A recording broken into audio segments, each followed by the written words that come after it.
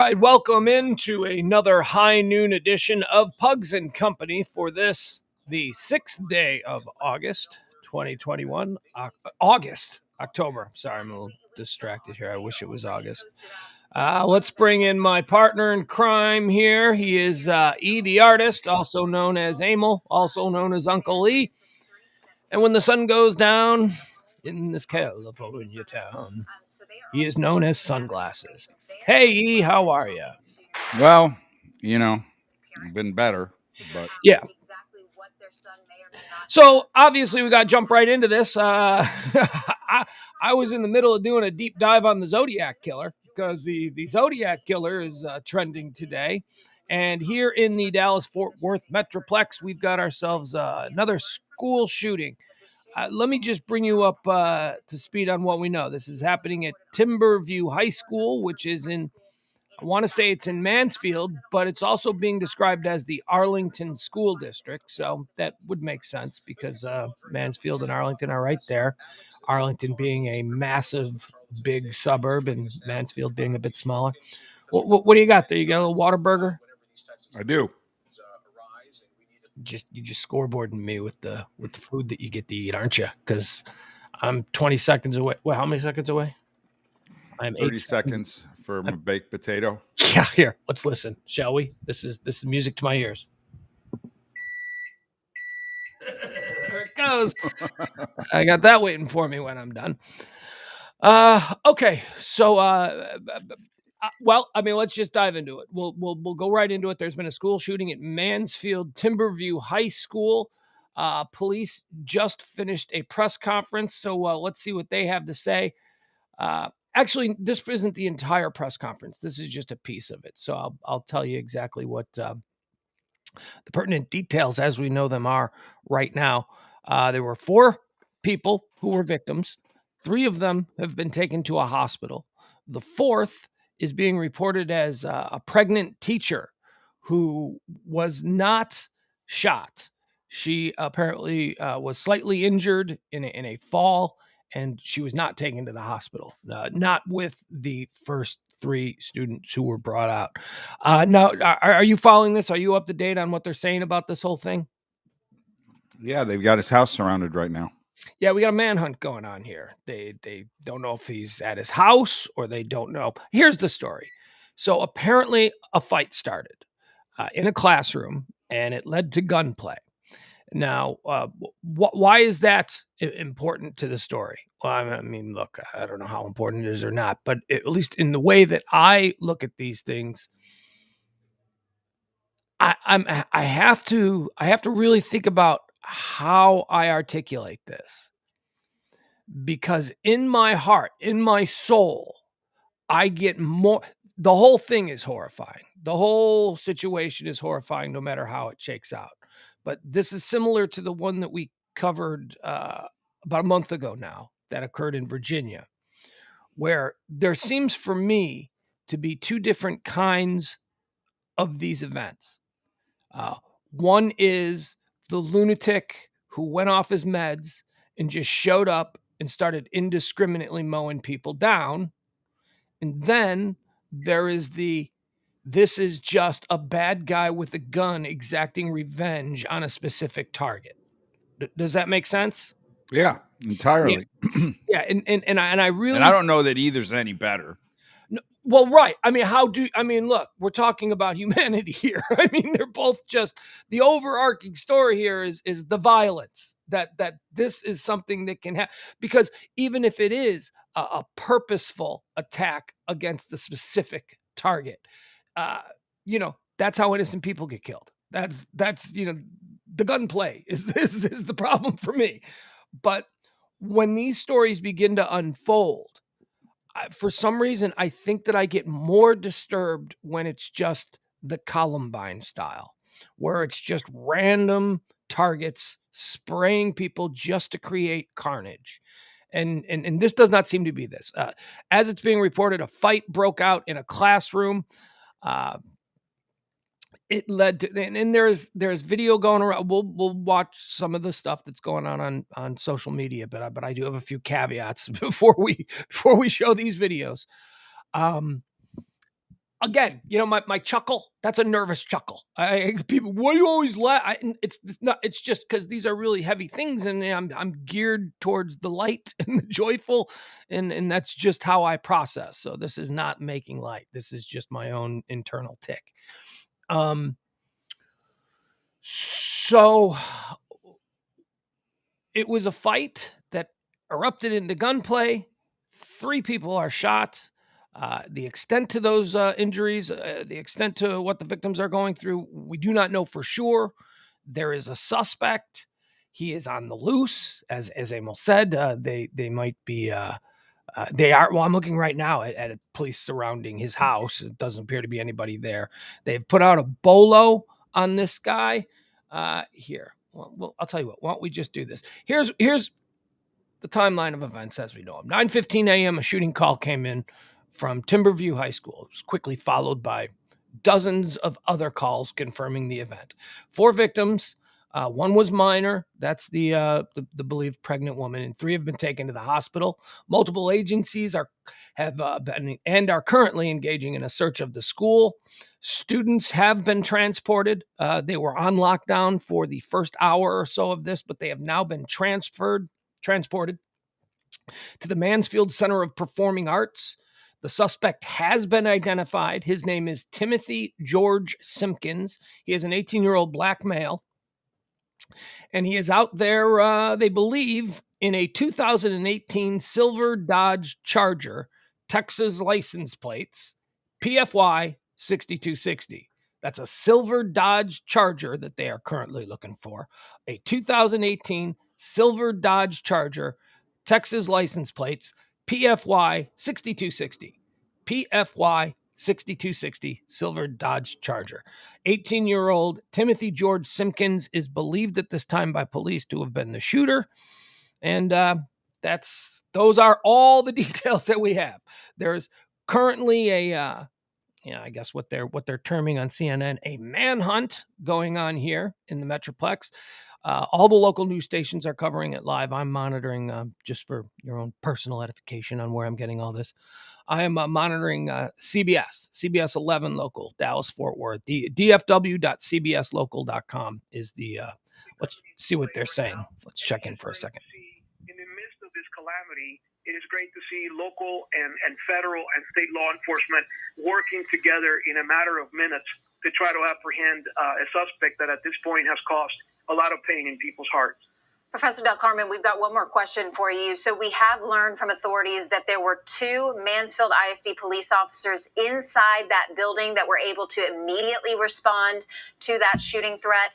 How did they likely respond to that scene, and what was that engagement like with that classroom that it occurred in?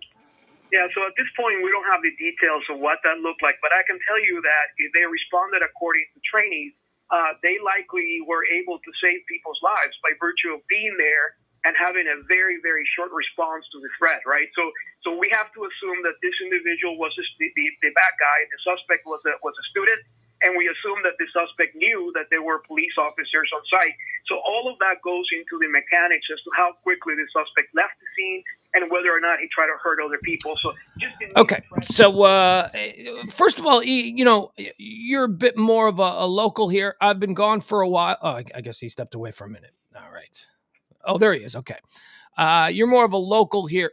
Are you going in and out? Is that your own call, or is that something that's happening here with the cat? No, it's my own call. Oh, okay, good. I always worry that we got some kind of tech difficulty going on. Not a problem when you need to step away, because I get that. You're familiar more with the area than I am. What can you tell me about Mansfield? I've only been there once. I know that it's in South Arlington. It's south of Arlington off 360. Yeah, I guess I've been there twice because I went to Joe Pool Lake once, and that's out there in that area, right? Am I thinking of the right part of town? You are, and it's, I would say a up and coming neighborhood. There's, new developments out there. This school looks to be, I would say pretty new. 1,800 is the enrollment, so that's a large, high school in terms of the amount of people. And the neighborhood that this kid's in looks like it's a pretty new development. It does. It looks nice. It looks like a beautiful neighborhood. And I guess that's sort of what I'm beating around the bush at. This seems like inner city gang violence. Mansfield is not, to my belief, the inner city. Is Mansfield dangerous? Maybe we'll go to the chat on this one because people could probably tell me more about what's happening there. No, I don't think you would look at Mansfield and go, "Oh my God, I'm not going to live there. It's so dangerous." But this is definitely this character, this Timothy George Simpkins. You know, he gets into a brawl in a classroom and goes to a gun. I mean, I guess that could happen, but it just seems like thug behavior. It seems like something that we hear about happening all the time in the part of Chicago that I'm from, the south side of Chicago, that doesn't get any coverage. It doesn't get any coverage. It happens every day. Somebody pulls a gun at a Chicago South Side high school. Somebody gets shot out in front, but we don't get this kind of attention. So I'm wondering, is Mansfield, is this a rare thing for Mansfield? I guess is the question that I'm asking here, because I would say yes. Yeah. Okay. Now we're seeing a live video of students getting off the bus at the Mansfield ISD Performing Arts Center. That is where parents are being told to. We have this. That's a new term now. It's a new term that's in our vernacular. The Reunification Center.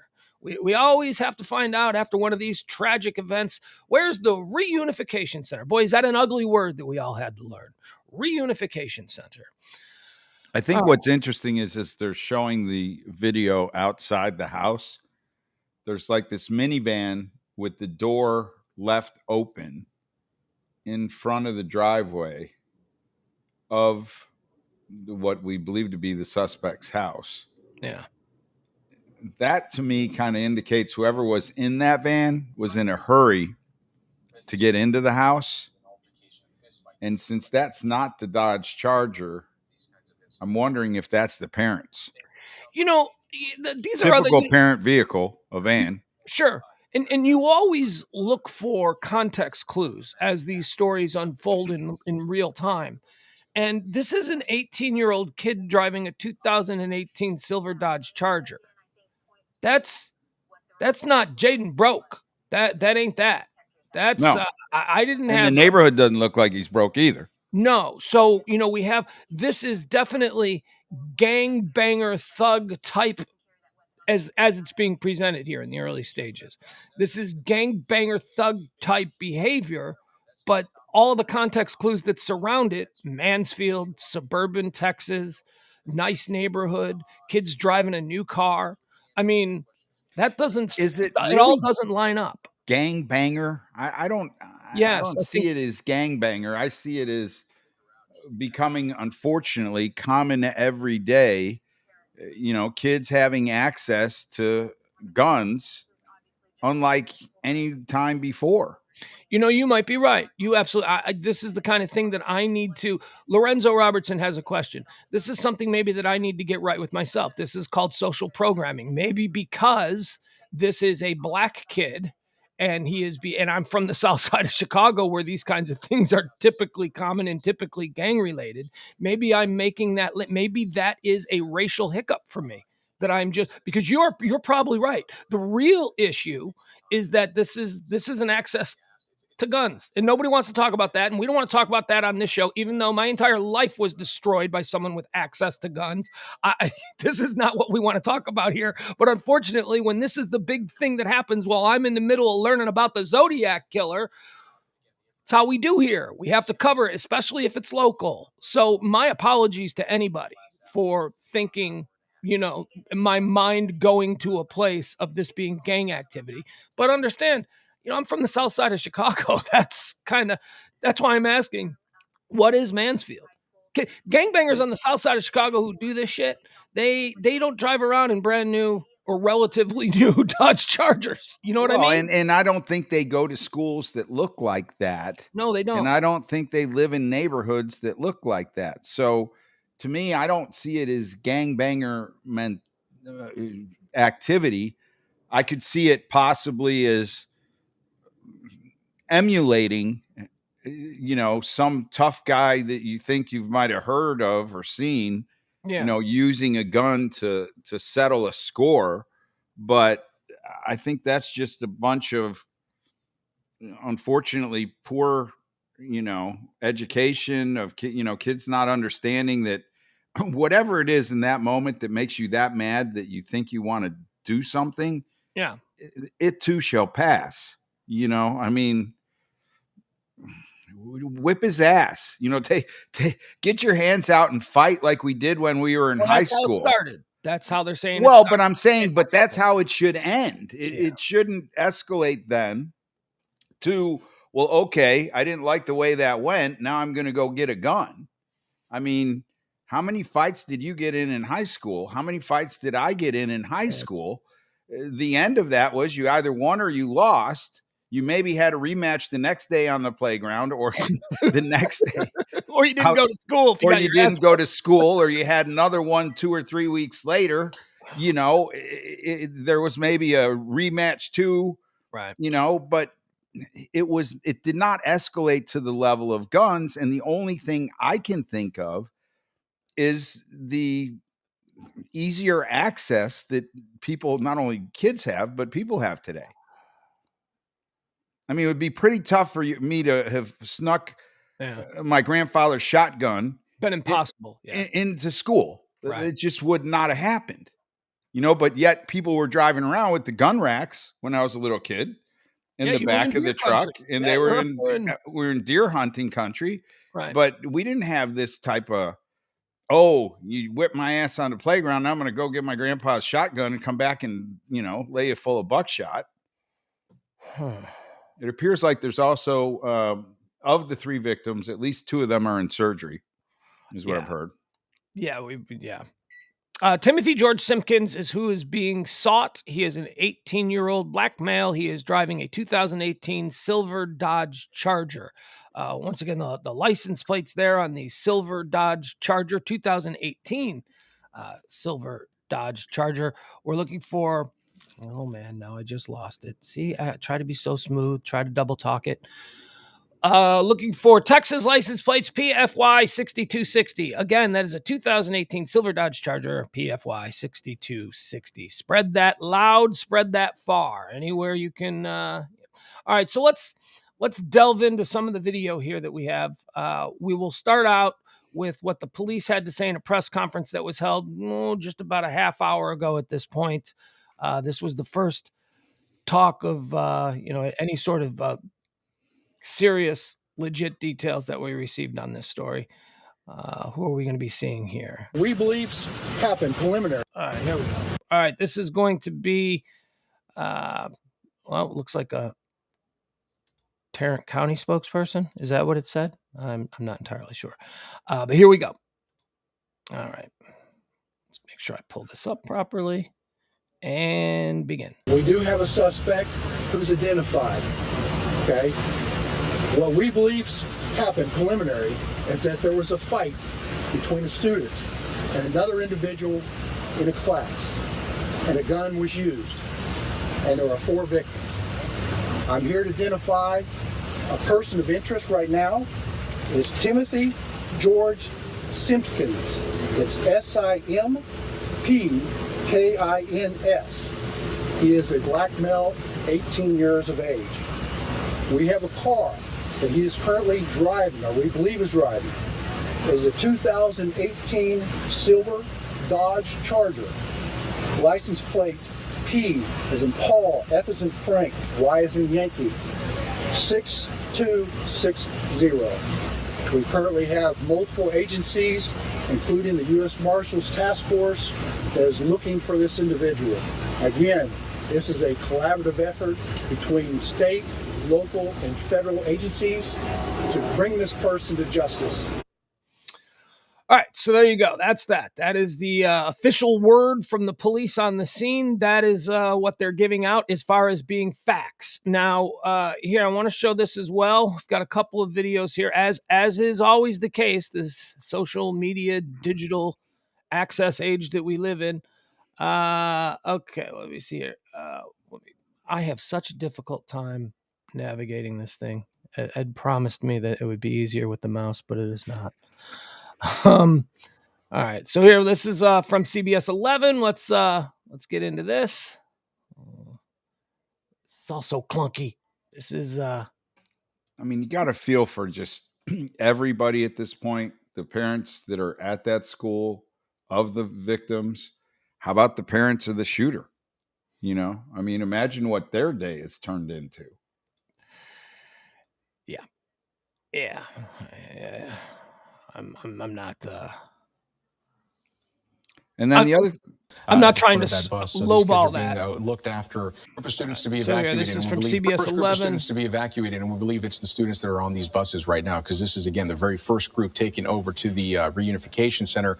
There were students that seemed to be inside of a field house, so not the main building, just to the northeast of it, across from a football field. But again, Chopper 11 following the first group of students that are being taken to be reunited with their parents. You can see that they're receiving a police escort that looks to be Texas DPS at the front of that bus. So these kids are being Yeah, that's a looked nice after, neighborhood. I mean, look at those very houses. well here. We know that this is going to become a really large crime scene for investigators to have to comb through now as they go about their business of documenting a crime scene, trying to figure out what happened. We're also working to get some conditions on these folks that were injured. And again, we know 4 people have been injured.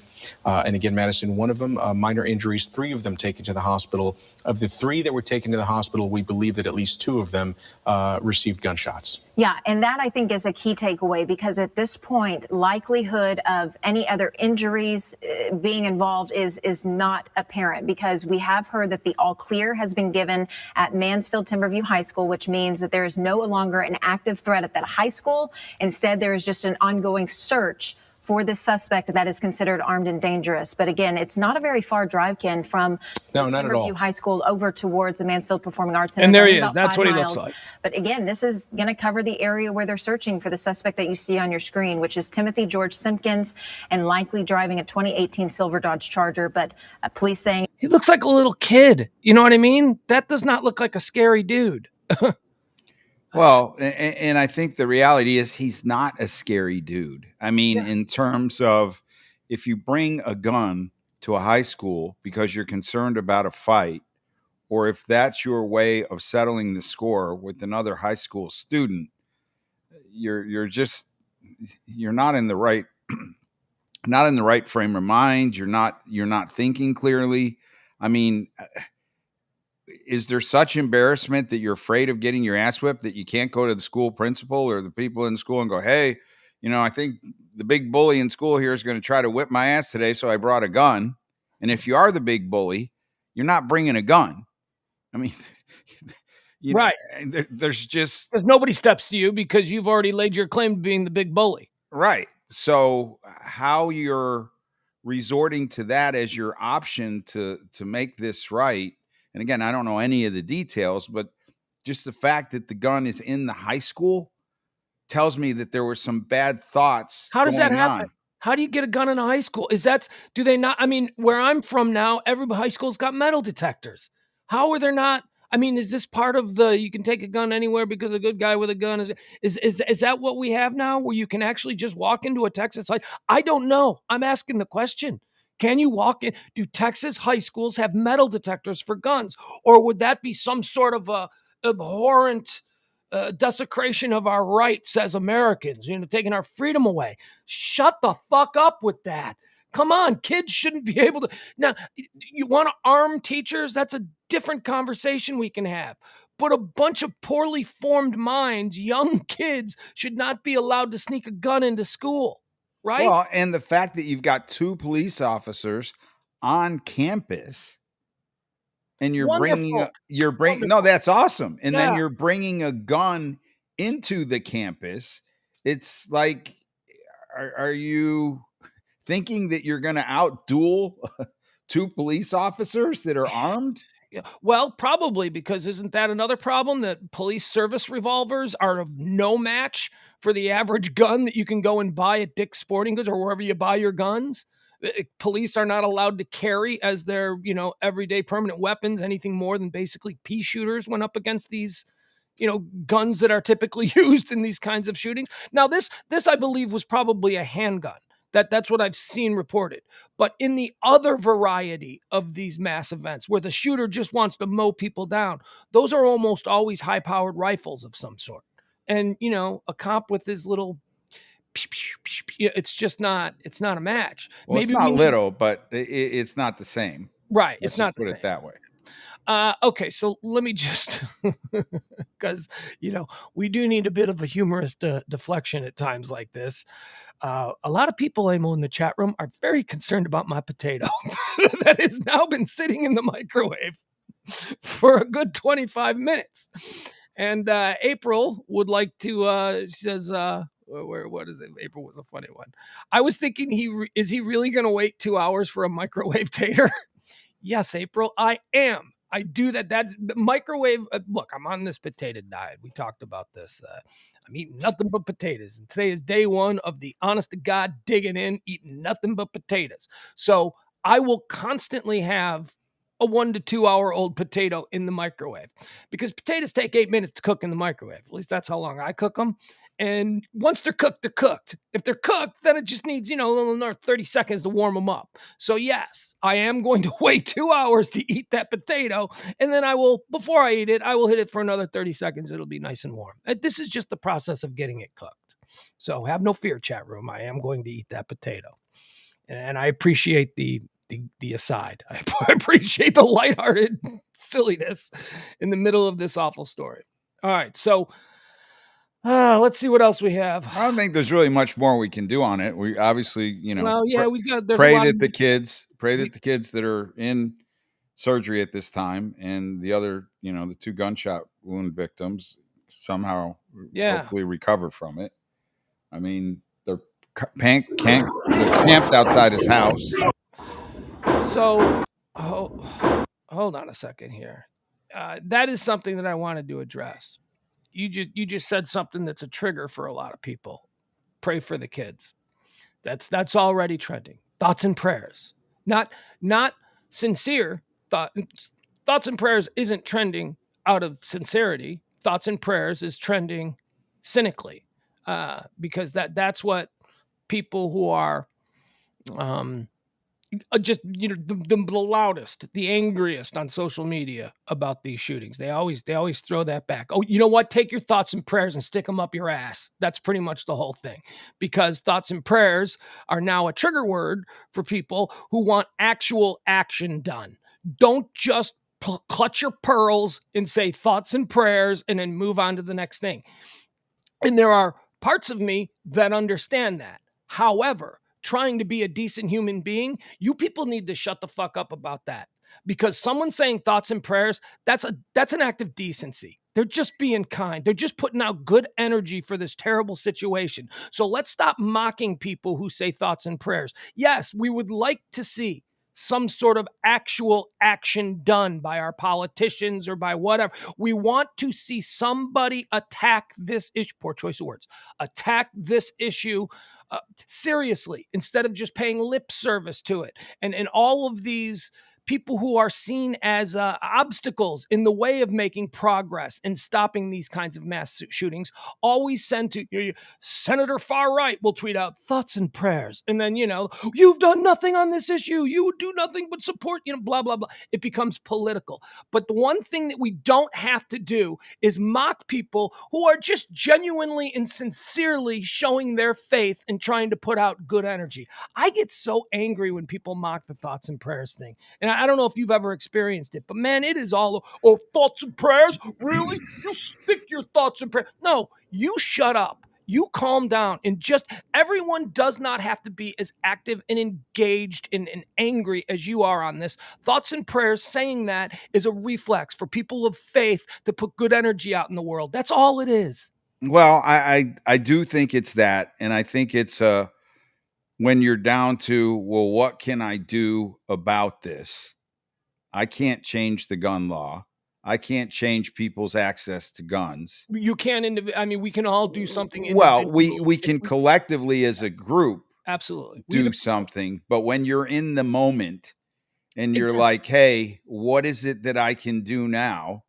You're left to basically that opportunity to pray for that individual, because there isn't really anything you can do alone to change this.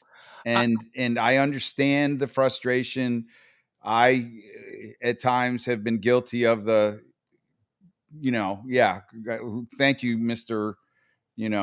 Guns everywhere, Senator, issuing thoughts and prayers. That's a little bit late, and I've gotten angry that way too. But feckless to a lot of people. yeah, and so I've tried to change my opinion about that. You could have made a mistake. You could have passed some gun legislation that maybe now you'd like to, change, or you're having second thoughts about, and attacking that person in that way may not help change it. It may just make them stay dyed in the wool. Like, I made that decision and I've got these enemies now and I'm going to continue to stay there. And personally, I just think that the gun laws, and this will get me a bunch of negative, I think they're just a little bit too open. I think it's too easy for kids, adults, anyone to get a gun. And I don't know how you dial it back, but I think we have to figure a way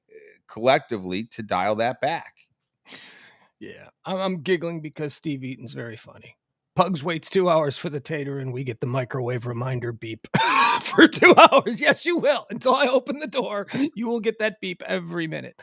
Adam on the subject, Adam Rain in the chat room, always willing to offer up his side of things. He says on the thoughts and prayers, why people get triggered. It's because when they say it, it's often all they say. They are now this is him defining these people that he don't know based on just thoughts and prayers. It's them or they are too lazy to even care. It's so disingenuous when they say thoughts and prayers. You don't know that. Emil, my friend here, is a man of faith, goes to church every Sunday, believes in his God, believes in a higher power, prays to him. When he just reflexively said, my prayers go out, that was not disingenuous. That was from his heart. That is reflexively where he goes in these moments because he is a man of faith. I am not. I am a seeker. I am trying to find what my faith might be. And that's what I believe life is all about. You take a collection of experiences, and then at some point you go, okay, yeah, this is what it's all about. But I mean, this idea, Adam, and I love Adam. Adam and I go back and forth all the time. But when Adam immediately says it's because they're disingenuous, you don't know that. They might just be for a lack of words. Now, if he is speaking of Ted Cruz or people like that, then yes, he's right. But just random citizens who offer thoughts and prayers in times like this, they are not the enemy. They are, as we just decided, as an individual, we feel powerless.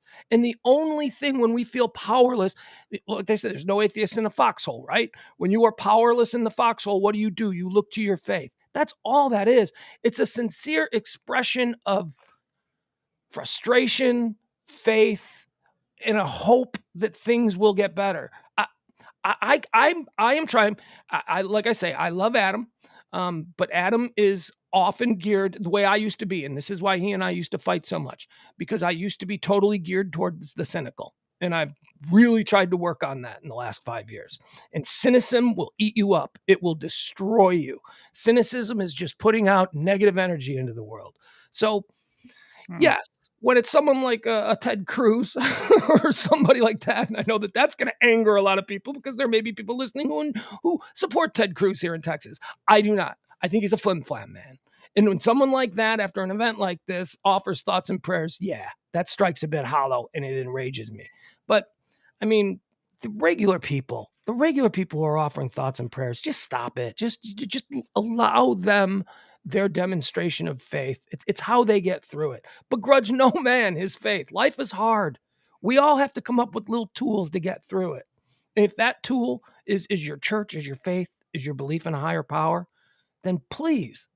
And I used to be very judgmental. Remember the arguments you and I used to have back in the day? Oh, yeah. Yeah. Not anymore. I have no interest in engaging in that kind of, because that was cynicism. I realized that was simply me trying to show someone of faith that my point of view was the smarter point of view, that my point of view was the more learned and experienced point of view, and that they were just following some Harry Potter book. That's what I used to say. So the Bible may as well be Harry Potter. Well, I've changed on that. I've changed on that because life has dealt me a lot of shit cards.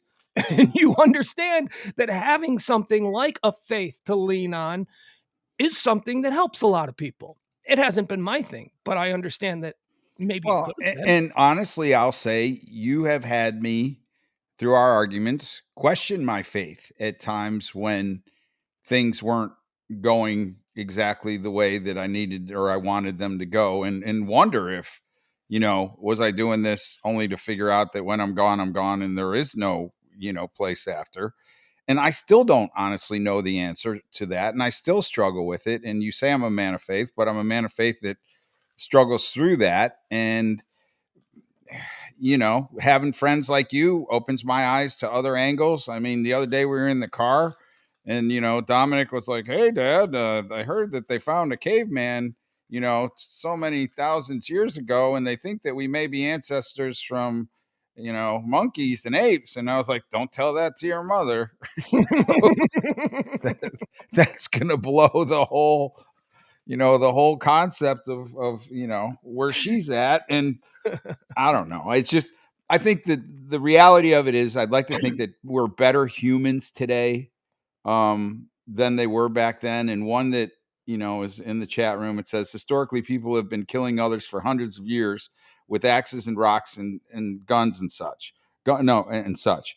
Guns are relatively a new tool to kill others, historically speaking. Look way back, hundreds more died daily by other humans over history than nowadays. Yeah, that's true. But again, I'd like to think that we're a better society. And I think that guns. We're a civilized modern society. We don't crush people's skulls with axe anymore. If that's your baseline, then you don't belong in this modern world. And I almost wish, if that was what we had left to do it with, that I believe less people would be killed, because not as many people would be standing by letting you pull out your rocks or your axes to bludgeon somebody. Yeah. I mean, I think the immediacy or the suddenness of the gunshot or the velocity by which that bullet flies through the air and kills somebody instantaneously just makes it too easy for that death to occur. And I don't know, that's why guns have been chosen, because they're more effective. That's a ridiculous and disingenuous argument that was just made in the chat room, because if you are comparing modern society to medieval Europe, you don't understand what modern civilized society is. Medieval Europe was a completely different time. How about we do that? Yes, you're right. Throughout the course of human history, there have been unbelievable acts of cruelty and horror. I mean, how far you want to go back? Look at what they did to Christ. I mean, how far do you want to go back? Well, I mean, you'd show up to the Roman Colosseum and you'd have a live Squid Games. So when you're trying to make an argument that things aren't that bad today, and you go all the way back into medieval times, or even before that, you go back into the ADs, I say bullshit. Why don't we go back to the 1950s? We can only compare modern times to modern times. Don't take me back 500-600 years. Tell me about the difference between today, 2021, and kids going to high school in America, and 1957. Kids going to high school in America.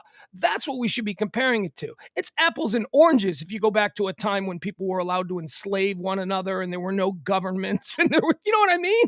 It's ridiculous. And then just add in TikTok technology, the technology of weaponry, the ability to cause mass damage in the blink of an eye has never been the way it is today. And it'll never be the way it is a week from now, or a year from now, or what are we going to come up with in 5 years from now? The point is, you got to get a handle on it. Yes, people used to walk around and crush knight skulls with axes or whatever, but that was one guy with one axe. Now, one guy with something that weighs probably half as much of an axe can mow down an entire cafeteria in a high school in 30 seconds. So this is a completely different argument. I understand people wanting to, try and make sense of it. But I think that when you compare human history, because you always hear that, well, humans have always been. No, let's just go back to the last 40 years or so. Let's talk about times that are comparable to the times we live in now. All right. Well, I don't think you and I are going to be able to solve it here. I do appreciate everybody in the chat room and their opinions. Well, here And we do have some more stuff. We do all have, right, God, I just want to get off of this topic. yeah, it is yeah. So we have multiple videos of the actual moment that it was going down. One of them, like I said, I need to do a little spiel on beforehand because we need to set it up properly. So these are videos from the school? Yes, yeah. This is so this first one Kids' that cell phones or the actual cell- cameras? kids' cell phones. So this is a kid who was in class when the shooting began. So we get to hear, this gives us an idea of what the actual, well, you always wonder, was it just, pop, pop, or was it pop, pop, pop, pop, pop, pop, pop, pop, pop, pop? You know what I mean? We like to get an idea of what we're dealing with here. So that's what we have here with this. Let's see. Did it share? Yeah, it did. Okay, so this looks like a kid who was just in class and happened to be filming, and this is what happened.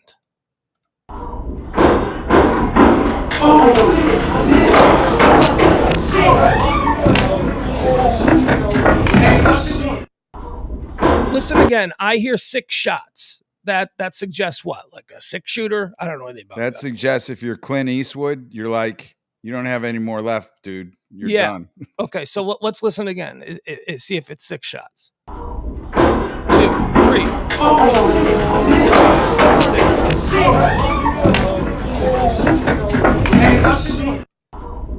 1, 2, 3, 4, 5, 6. Okay.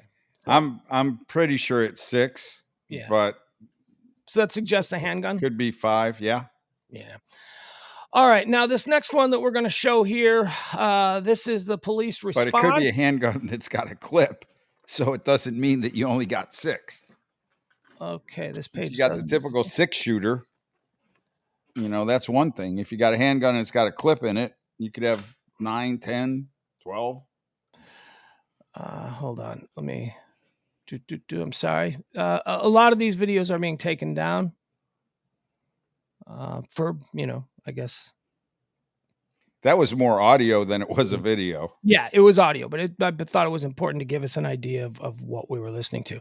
Okay, so in the police press conference, I only played a small bit of it, but they talked about the videos that are circulating on social media, and the police officer made a point to say that they believe that the videos that are circulating on social media are from the incident that occurred in the classroom.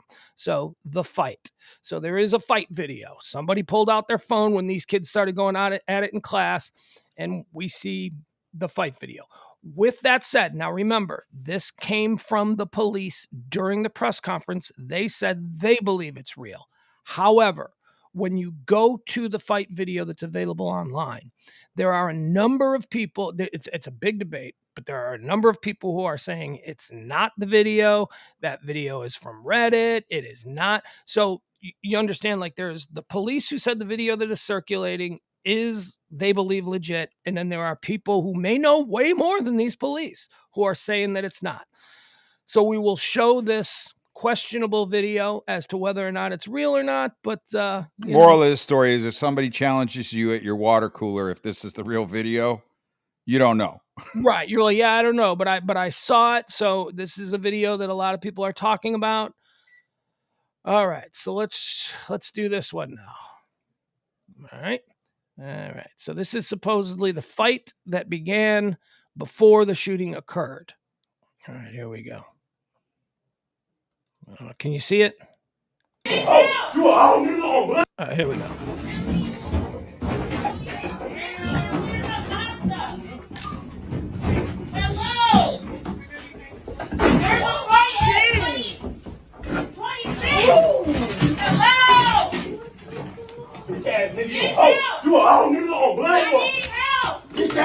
Well, it's definitely Texas. They got the Texas flag in the classroom, and there is no. We don't know which one is supposedly the shooter.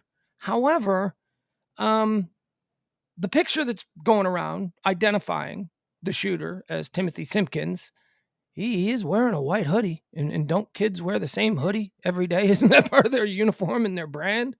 So I don't know. We'll continue. Here it Well, is. do you think that picture was actually taken today? Well, no, that's what I'm saying, though. My son wears the same hoodie every day. He wears the Well, but same I sweat mean, jacket over the it. kid that's on top of him has got his hair kind of. That is not the hair. Yes, the guy that's on top in the black is not the haircut of the person of Timothy Simpkins who they're showing. However, I would disagree. I oh, mean, you would? look at the hair. Looks like he's got it braided and it's kind of same style. All right. Well, let's watch this video one more, and then we'll see if we can pull that up. So, what is this one? Well, Okay. Here. This we'll pull this one up. We'll just move away from that for just a second here, and okay. So here we go. Okay, so is that what you're thinking? See, the guy in the black in the fight seems to have long hair. However, well, but I mean, your hair grows. Who knows when that picture's from? yeah, I mean, you're right. Because if I'm saying it could be from any time, because kids do wear the same hoodie, right. every day, he might have wore the same hoodie on picture day, And his hair might have grown 2 or 3 inches, or be not as tightly braided. Who knows? I don't know. But it seems to me that if you're that kid that's looks like he's apparently winning the fight, going and taking a gun after that doesn't seem like it would be justified. See, now this Never is justified, but that's just it looks like he's winning. See, and I am saying that I believe it's the kid in the white. The other kid? Yeah, and simply based on this and the fact that the other kid looks to have longer hair, and I, you can't see this kid's hair because it looks like the hood is pulled over it. But again, we don't know. We don't know. So let's go back to that. Okay, so that's just a little reminder there of what the. And what's he yelling? I couldn't exactly hear the audio. Let's listen to it again. Let's see. We'll share that one. Sorry, I'm trying to do this on the fly as quickly as possible. Here we go. Okay.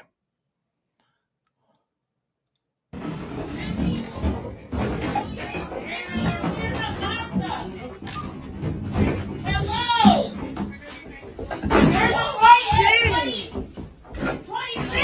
Man, he's ragdolling.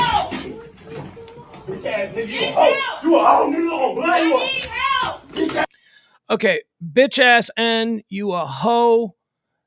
N, I'm gonna light you up. Did you hear that? I didn't hear the I'm gonna light you up part, but I thought I did hear the other. All right, here, let's see. Yeah, I could be. I'm interpreting it as I'm gonna light you up.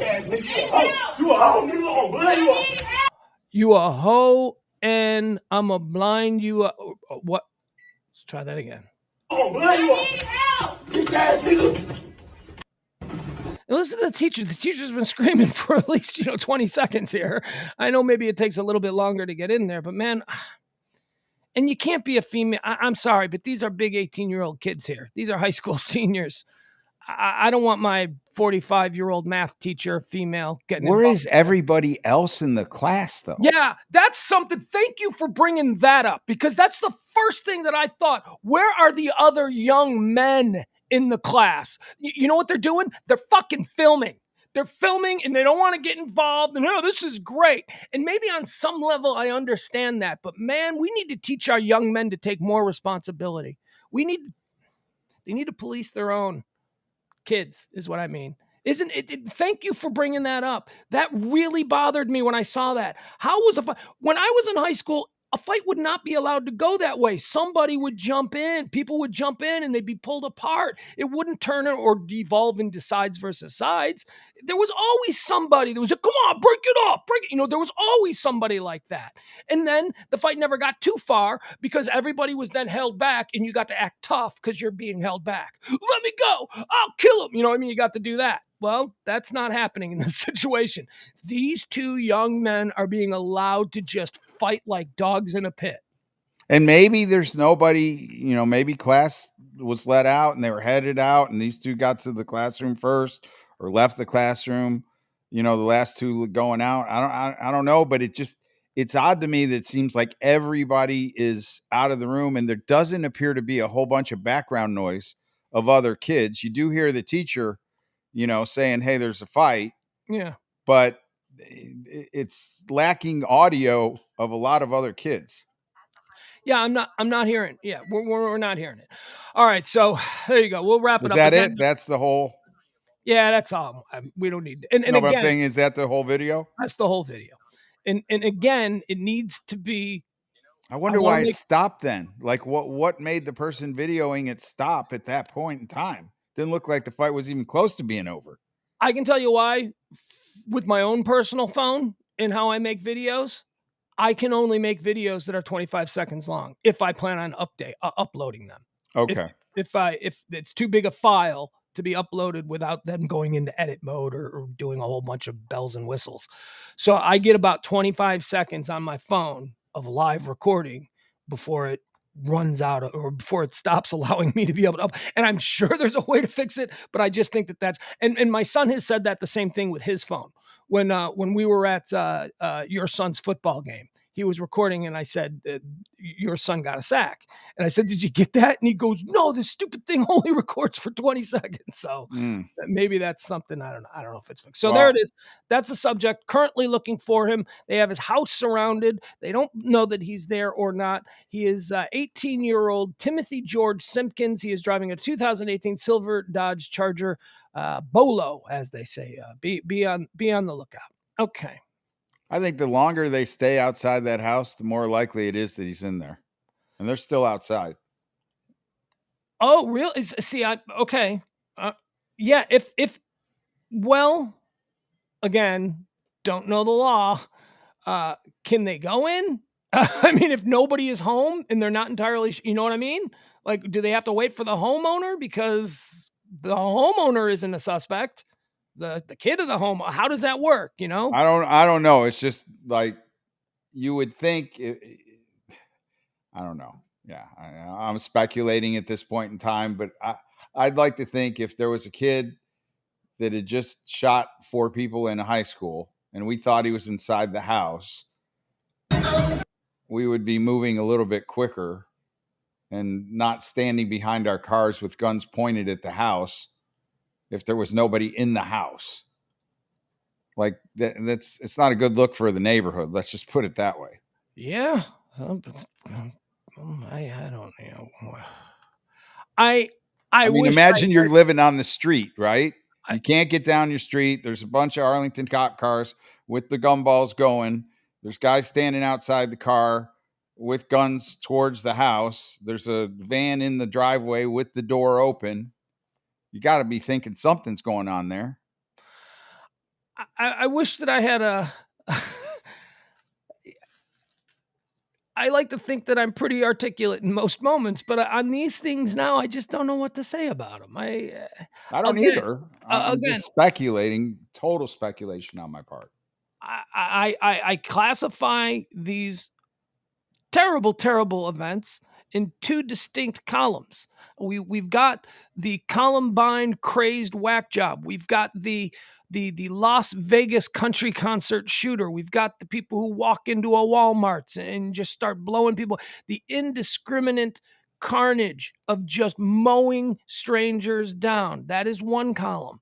And then there is the other one. There is the tough guy with a gun, tough guy with access to a gun, who somehow feels wronged and has a specific target in mind. And he takes out his shortcomings in life on whoever he can hit, whoever the guy is that he feels responsible for whatever insult he has suffered. And it seems like that's what's happening in this story. So, and the other thing I would say about the cops hanging outside his house, I think if he is on the loose and we do need resources to find him, why do I want to leave 3 or 4 or 5 cop cars parked on his street when he's not there? Yeah. You think you'd be out looking for him. You know what I mean? They may be waiting for the owners of the home, or, what if it's a rental? I guess you got to wait for the person who actually owns the home to show up there, let them go in. I'm sure they want to go in and comb over everything and look for evidence and, whatever there is. I don't know. This is what police do every day. Yeah. So right now, according to CBS here in Dallas, Fort Worth, I'm watching a live view right now. The suspect, Timothy George Simpkins, is still at large. There is Multiple agencies, both federal, state, and local, involved in the search for 18-year-old Timothy Simpkins, once again driving a silver Dodge Charger, 2018 silver Dodge Charger. All right, so we'll move on. Should anything else big break in that, we'll be sure and jump back into it and bring you up to speed as it becomes, available to us. But hey, how about something to cleanse our palate? How about that? Okay, Huh? I'm all for that. How about a little moment of joy after just another moment of horror? We like to do a moment of joy here on the show. I like to give you a little something, make you smile, just put some kind of positive, good energy out there, because who knows what we're going to be talking about, and it all might be ugly. So here we go. How about a couple of old people dancing and having a hell of a time? Actually, I say old people, but they're probably younger than me. So here we go. Here's your moment of joy today. Look at them. They don't care.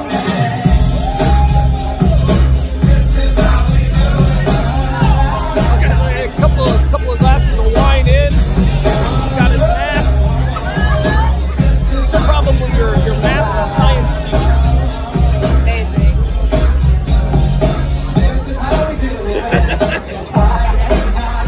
Now they're having fun. Look at it. These are people just thinking about school. They're having a hell of a time. There you go. And the reason I wanted to play that, we're getting it again? No, we don't need it again. The reason I wanted to play that is because people don't know this about me. But back when I was on the air, back when I was with my partner Kelly, we were known for two things. We do not hug. Do not hug us.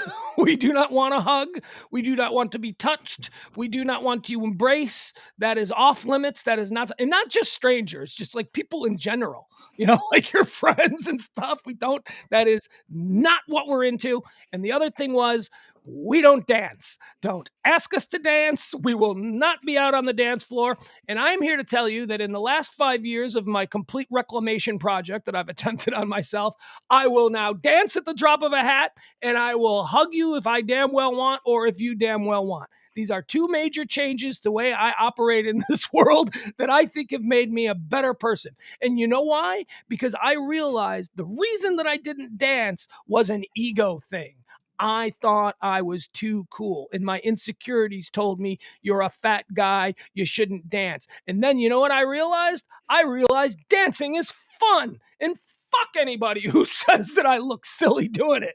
I don't care, because in the morning or in the moment, those are my endorphins in my brain that are firing. That's me having a good time, and your judgment of me just doesn't matter. So, dude, be on the lookout. I will cut a rug at the drop of a hat now. In fact, I want to go to weddings. I used to hate going to weddings because I was always the guy that wouldn't, come on, and you'd get dragged out there and then all self-conscious doing whatever. Oh no, not anymore, man. I will go for it. I'll do all the latest dances. I will have fun, and I will enjoy the endorphin rush that I get from it. So, well, the hell with us having to look for videos to bring us joy. We just need to get one of you dancing. And you know what? If you laugh at me dancing and that brings you some joy in the moment, what it's about. You can put out negative shit, you can be cynical, you can be bitter, you can do all that, or you can just go, hey, I could fall down these steps in the next hour and break my neck. My life could be over. I happen to enjoy when all the endorphins and all those good things that I used to have to reach only through ecstasy and Molly. I love when I can fire those off just by doing something natural. So I'm doing that as much as possible. You don't strike me as a dancer, though. You don't. I've never ever really been a dancer. Like occasionally I would dance, like if the opportunity presented itself, because I thought I was going to maybe get laid. Right, there was a means to an end. Right, there was a means to the end. And now I feel like I'm old enough. I'm in that dad bod, in that stage where there is no pressure. Like, I'm an old white dude. Like, you can't expect me to be a good dancer. Right. So I am more likely to dance now than ever before. people's opinion of me as a dancer is a loss leader. There's no reason for me Like, to I worry already about it. know I'm a bad dancer. Exactly. I know that it's going to be a negative, but maybe you'll laugh. Maybe you'll enjoy it. And I'll tell you, here's what I've discovered. I most certainly will enjoy it. I'll give you an example. Me and my son were in Target the last weekend that he was here. We were in Target, and sometimes like that. This is how we do. Sometimes a song will come on while you're in That'll the get you know, going. and it'll get you going. And my kid was a couple of rows over, and I shouted, I go, Mace, get over here. He's like, what is it? And I hear him coming. I know the direction he's coming. And as soon as he turned down into the hall that I was in, man, I just started jamming. And there was like a woman behind me, and she started laughing, and it horrified my 12-year-old son. Oh yeah, that's most of the time why I do it. He turned and ran, and he was like, stop it. Why are you so weird? And then he just like, I'm like, why am I so weird? Because I understand that life is fragile. And in that moment, me doing that to you gave me great joy. And that's what I live for. The momentary joy. There aren't going to be any major joys. I may never watch my teams win a world championship again. I may never win the lotto. I may never pull that thing in Vegas and get myself another $1,000 before I even get to the elevators like I did once. That shit may not ever happen again. But you know what can happen? I can feel really good for 30 seconds humiliating my son in a Target because I'm dancing to New Kids on the Block. Yeah. Or if he laughs. Like if I can make if he's laughing at me doing something, that is like worth the whole thing. If I thought it was embarrassing doing it and he starts laughing, I'll keep doing it, even though I may be embarrassed just because I am making him laugh. I might argue that my son being routinely embarrassed by my, especially in the last year or so, that he does it. He hates this because I've done it more than one. I will always dance with him. I'll try to get him to dance with me. I like to think that even though he's horrified in the moment that this, does he have my blood? Is this going to be what he becomes? If whatever, all the things that are rushing through his head, the embarrassment.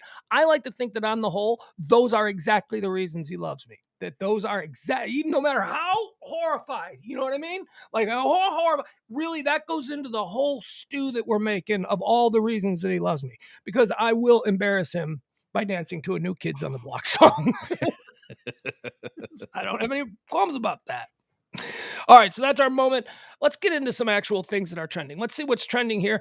The problem with this is that we're going to skip over a whole bunch of stuff that's trending because, well, a lot of it is Mansfield. A lot of it is Timberview High School. A lot of it is school shooting. A lot of it is thoughts and prayers. You know what I'm saying? So we're going to skip over a whole bunch of stuff, and we're going to see what we got. Okay, so here's a big story that's been going on today. Can we talk a little NFL? Sure, I know where we're headed. Do you remember when the Cowboys cut Jalen Smith last night? Yeah, that was last night. It was surprising. That was like a lot of people were surprised. And I was surprised because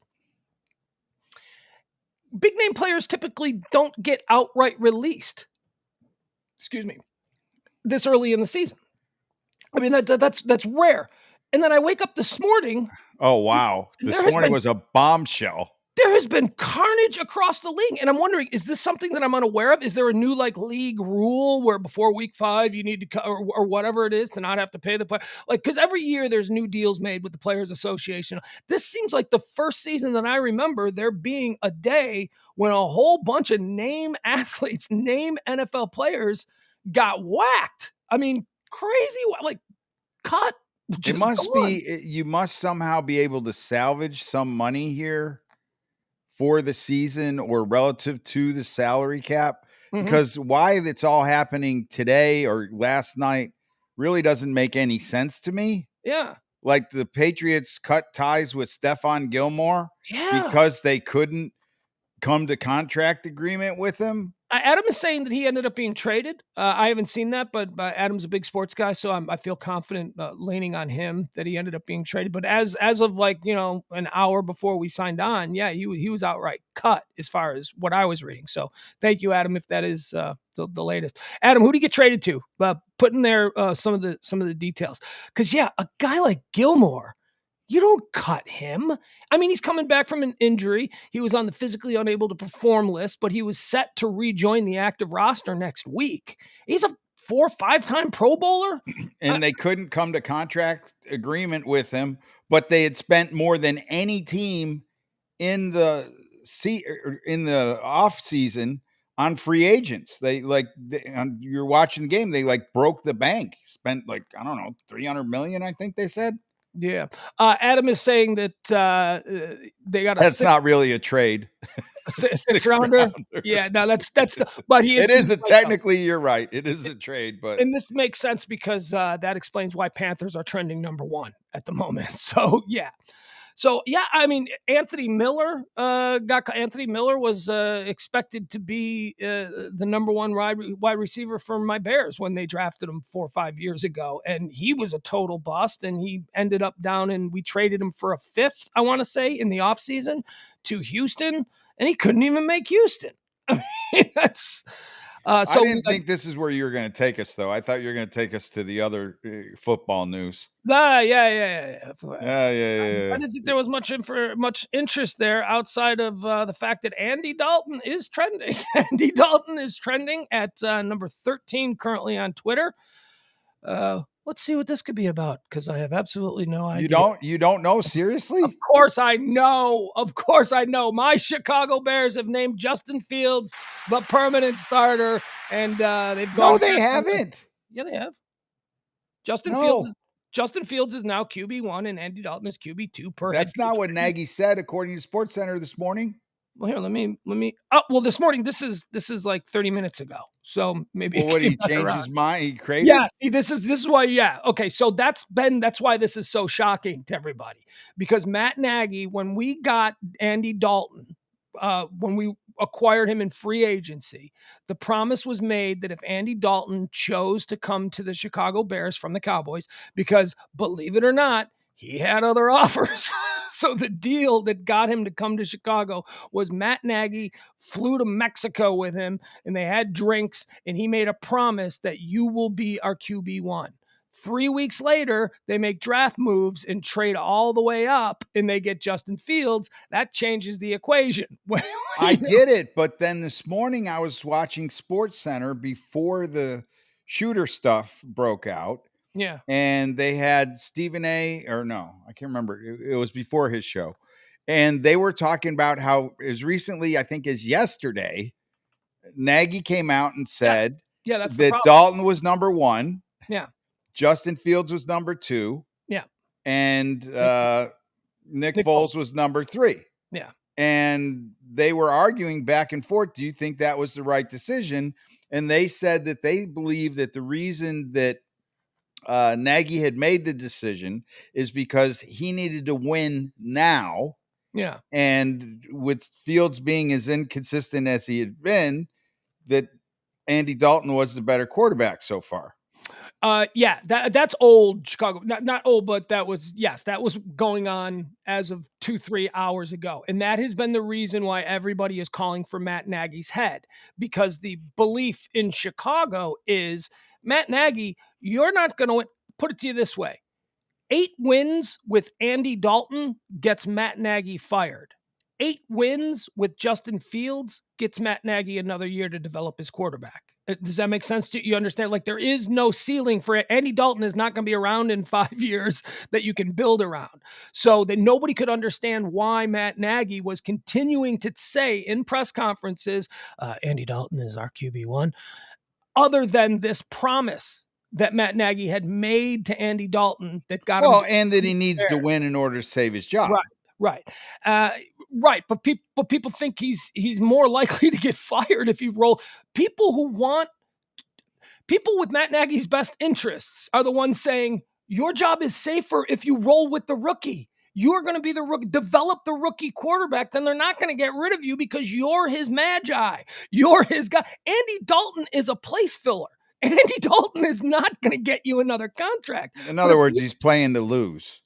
Well, but Matt Nagy has a parent playing to win to ultimately lose is what you're saying. Yes. But this also goes back to a real problem with Matt Nagy, and that is that Matt Nagy is the only person on the face of the earth who thinks that he's an offensive genius. The Chicago Bears have the lowest ranked offense in the NFL right now. They are the only team in the NFL who has not amassed 1,000 yards of total offense yet. This is Matt Nagy, the guru, the genius, right? This is Matt Nagy, and I'm sorry to say it, but I've been saying it for years, and it's starting to look. Matt Nagy destroyed Mitch Trubisky. Matt Nagy, people are afraid, is going to destroy Justin Fields because Matt Nagy's genius offense comes from his Arena League playbook. He thinks that these crazy, wacky plays that never worked, that actually did, he had some success with his first year. I mean, he was coach of the year in his first years. He took the Bears, the double doink year where it looked like the Bears were going to roll right through the playoffs, except for that stupid field goal. So yeah, basically, well, here, let me I want to make sure though, because yeah, this all happened when I was on the air. So I am not sure. Yeah, it's absolutely everybody. I guess Andy Dalton just responded to Bears fans on social media. Now that he's no longer starting in Chicago, maybe the Cowboys can bring Andy Dalton back. Andy Dalton will remember this moment. I may not think Andy Dalton is that great of a quarterback, but he sure seems like a great person. And you know what? As someone who has watched every piece of video from this entire preseason, from training camp, from watched every moment of every. I mean, I watched the Bears like the way you watch the Bills. I mean, we're paying attention. We're seeing what's going on. Andy Dalton is awesome, not necessarily as a starting quarterback in the NFL, but as Justin Fields' big brother, as his biggest cheerleader, as the guy that's always got his arm around him on the side, the guy that runs out on the field after Justin makes a big play. The first guy out on the field is old Red. Ginger, he's out there. He jumps on. He's on the sideline. He's not even, he's not. The last couple of weeks, he's injured. He's in street clothes, but he's the first guy out there to pick up. I mean, Andy Dalton is going to make a hell of a coach. I think that's where he's going. I think Andy Dalton is beloved by the players on this team, but everybody admits that, the kid's got a few more skills than Andy does at this point, and they'd like to see those get used. Well, you'd like to think so if he's the number one draft choice. Let's see. Andy Dalton is a real teammate. He also knows that the last thing he wants to do is get booed for something that was Matt Nagy's fault. Chicago Bears quarterback Justin Fields said Andy Dalton. So here's a good example of that. Chicago Bears. This is Daniel Greenberg, Chicago sports reporter. Chicago Bears quarterback Justin Fields said Andy Dalton called him last night and told him that this is a great opportunity and that he will be here for him. Andy told Justin that he will support him no matter what. Andy Dalton's a good guy, man. He's just a good dude. And he really seems to like Justin. He really seems to think, I like this kid. So there you have it. So yes, and it was a huge reversal in the last hour from what we were seeing this morning, even. Right. This morning was all said that earlier. Matt Nagy said yesterday in the press conference, Andy Dalton is our starting quarterback when healthy. And then this morning, it was announced that Andy Dalton appeared to be healthy. You would participate in his first full practice today. And then after that first full practice is when I guess Nagy came out and said, Justin Fields is now going to be our permanent starter. So, a lot of that stuff going on. All right. We don't need to get into any more sports talk here. Urban Meyer's still the coach of the Jaguars. Yeah, he is. He is. And I think the owner saying he needs to earn our trust back is essentially saying I'm giving him a shot. Man, the old dog might survive this one. He might survive this shit. I don't know what it's like at home with his wife. I don't know what that's like. Oh, it's got to be rough. But it has got to be rough. Yeah. He's the one guy that says, man, why did we have to have an alternate angle video? Hey, by the way, did Urban Meyer ingenue came in Caliente or whatever, came in Nebraska? Did came in Nebraska accept your friend request on Instagram? Yeah, I got to look. I sent it to her last night. She accepted your friend request. And April, another one of our listeners, she posted today that she is now friends on Instagram. She's now friends on Instagram with Cayman, Nebraska. Yeah. Oh, let's see here. Well, no. Wouldn't it say in there you are now friends with? Yes, under the activity. it would say pending if she hasn't accepted it. If you send it, Okay. Wait. Let me see. it would say I pending didn't. if she hasn't yet accepted I'll it. punch her in there. Yeah. And see, why do we care? Why are we so interested? Yeah, it says requested. I'm still requested. Well, you look spooky. When did April get her approval? Sometime last night, I guess, because she sent me a I want to message see on if this Twitter. girl's even up on there. Yeah, that if she hasn't checked into her Instagram account, I can't tell because I can't look. Right. Says the exactly. account is private. Yeah. Well, if she's checked into her Instagram today and I'm still as requested, I'm going to withdraw my request. Yes, right? At some point, it becomes a matter of pride. Right. If you're not going to get to me and you know that she's accepting other people, and no. This is not just something, I didn't just slip through the cracks. This is a personal affront to you personally, and you need to withdraw your request to be her friend. I do, because I particularly, I handle my Instagram account very different than my Facebook account. And A, I don't use it that much. Okay. And B, I only am following 106 people. Yeah. So she should feel important that I reached out to her as only following 106. I'm following 3 people. On Instagram? On Instagram. I'm following, I want to say Dr. Dre, Britney Spears, and now Cayman, Nebraska. I'm not how very how many followers do you have?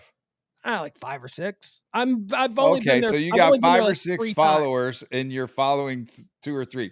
Like I have 369 followers. No, and I'm only following 106. I need to get more into my Instagram, but I need to figure out what the point of my Instagram is. Like what is the brand on there going to be? How am I going to, I can't, because you can't just throw up any random, nobody cares about my random little blurbs. Like, what am I going to do? Like, I was thinking like maybe just be all me and my kid. Maybe I'm definitely withdrawing. April said she didn't send the request until 8 a.m. today. And she got okayed. And she already got okayed. I sent it last night during the Pillow Talk edition, and she's still leaving me hanging. That's it. All right. I'm going to give her till the end of the show. There's 2 o'clock came in. There's only one 57-year-old man she's interested in. His name is Urban Meyer. There's no way she needs another one in her life. Okay, also trending today, it's National Coaches Day. Yesterday was National Teachers Day. And I asked everybody, James was with us at that point, and I asked, you got a favorite coach? Because you did not have a favorite teacher. Did you have a favorite coach? Oh, sure. Up? Yeah, for sure. Yeah? Mr. Maciejewski. What'd you like about Mr. Maciejewski? He was just like, he wasn't that smart. Yeah. Okay. And B, he was the kind of guy that he was just old school. Like, my favorite story I could tell about him is we were having a snow day, and the rivalry used to be the high school I went to was DPU, and it would be Lancaster High School on the other side of town, and we would have a rivalry. And he was the football coach, and he was a wrestling coach. And a kid drove by in the other opposing team's jersey, and he, right in the middle of a snowstorm, he's like, "Mr. Mach, hey, you suck." He waited until the car got stopped in the snow, like they would, in the middle of that.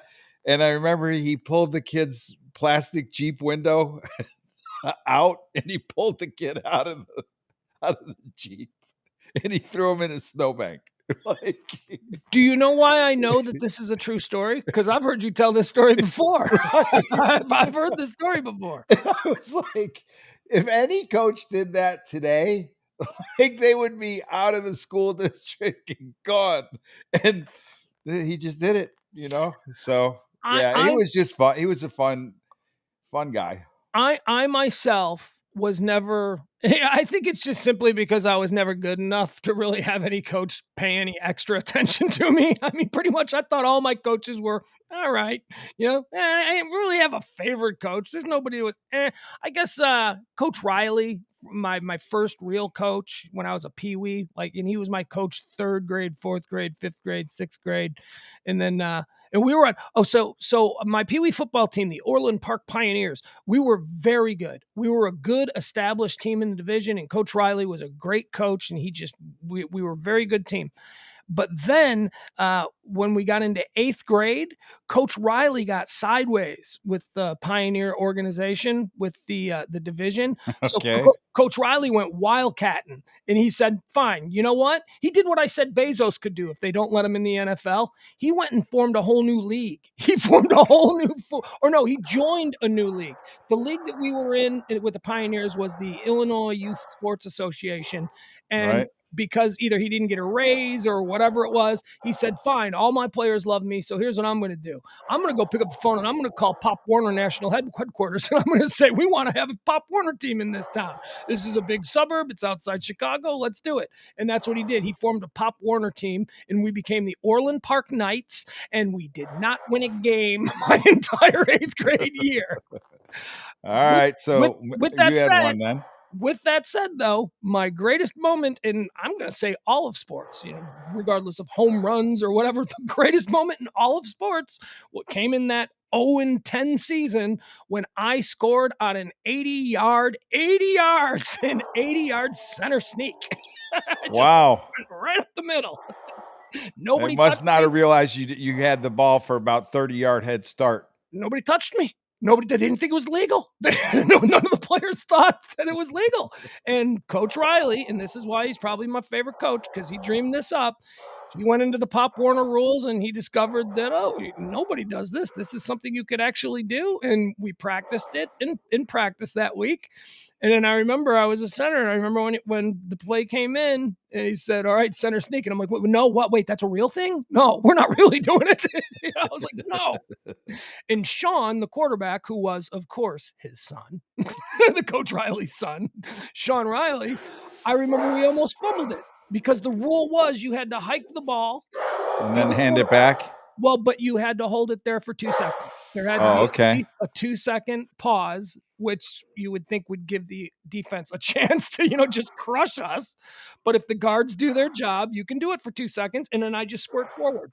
He just pushes it back to me. Or it wasn't even pushing. It was just, it had to be held for 2 seconds, the ball in my butt for 2 seconds before I was allowed to take it and advance the ball forward. 80 yards, man. 80 yards against the Naperville Titans. Went straight down the field. I'll never forget it. Couldn't believe it. Good for you. I never had one. And to answer your question, Stephen, no, it was Lancaster, New York. So DPU, New York, and Lancaster, New York. That is, it's National Coaches Day, so they were celebrating that. Let's see what else. So I'm going to give Cayman, Nebraska until 2:00. Was that it? Right. She's got 37 minutes, in case you're listening, Cayman. Well, and then you move on to Barbados, Iowa. That's the next piece of hot girl from Columbus that you'll be hitting on. All right, the Zodiac Killer is trending. What do we know about the Zodiac Killer? You know anything about the Zodiac Killer? I mean, other than people think it's Ted Cruz, that's one of the funniest. Yeah, no, I don't really know much. The Ted Cruz has for years been called by people on social networks the Zodiac Killer. Like they've tried to create, and it's a joke, obviously, but they've tried to create this idea that Ted Cruz is really the Zodiac Killer, and it's a very funny. If you ever find a dude, I got accepted. Hey, she's listening. She's up. Well, she does follow you. We are friends on Instagram, so she obviously look at you. Look at you. Wow. Start interacting with her. See if she responds. What am I gonna do now? I haven't had the balls to do that. Okay, here, let's move on. Let's go to the Zodiac Killer. Heck with you, move on. I'm gonna look at these pictures.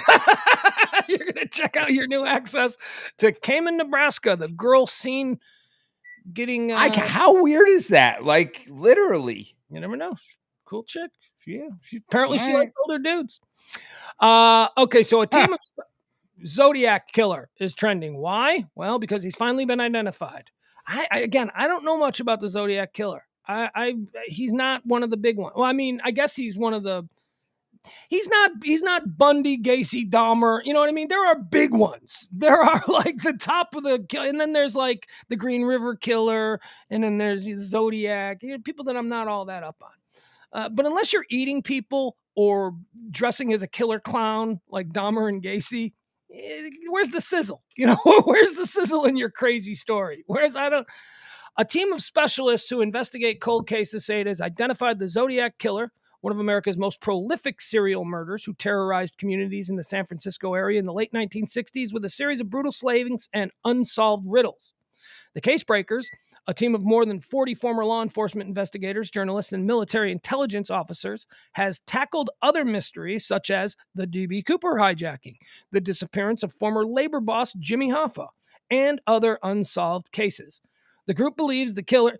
What is the accepted story on Jimmy Hoffa buried in the Meadowlands?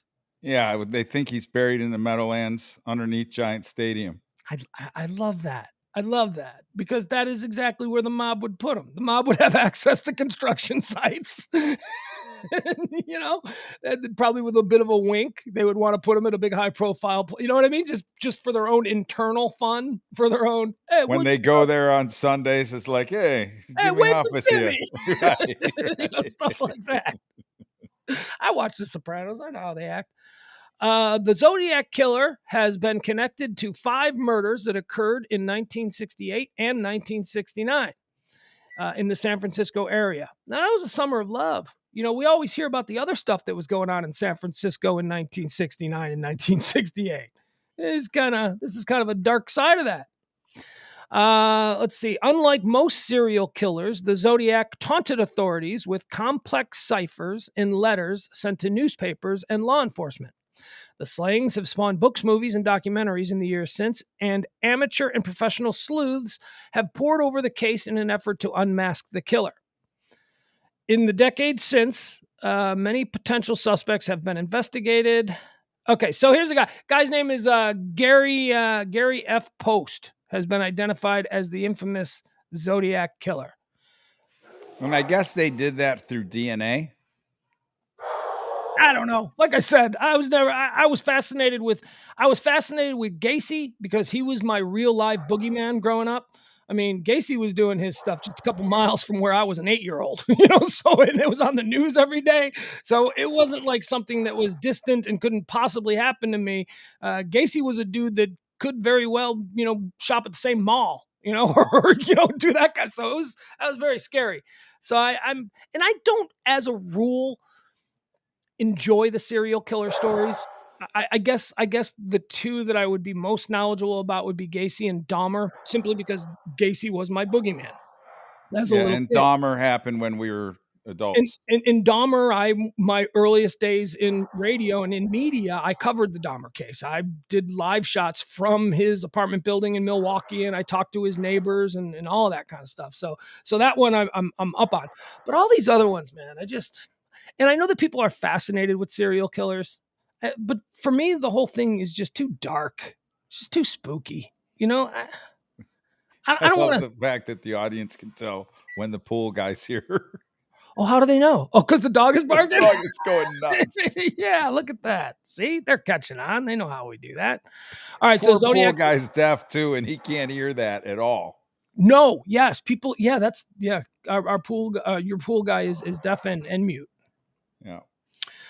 All right, Texas is still trending. Arlington, Texas. Twitch. Ted Cruz is now trending. Should we see what Ted? Now, I've mentioned him a couple times, so why not just see? We typically don't delve into divisive politics, but.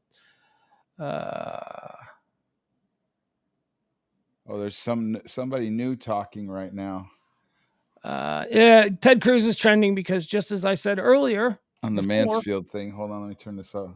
Ted Cruz is offering thoughts and prayers. They got him. Here. We need additional threats. The suspect is in custody.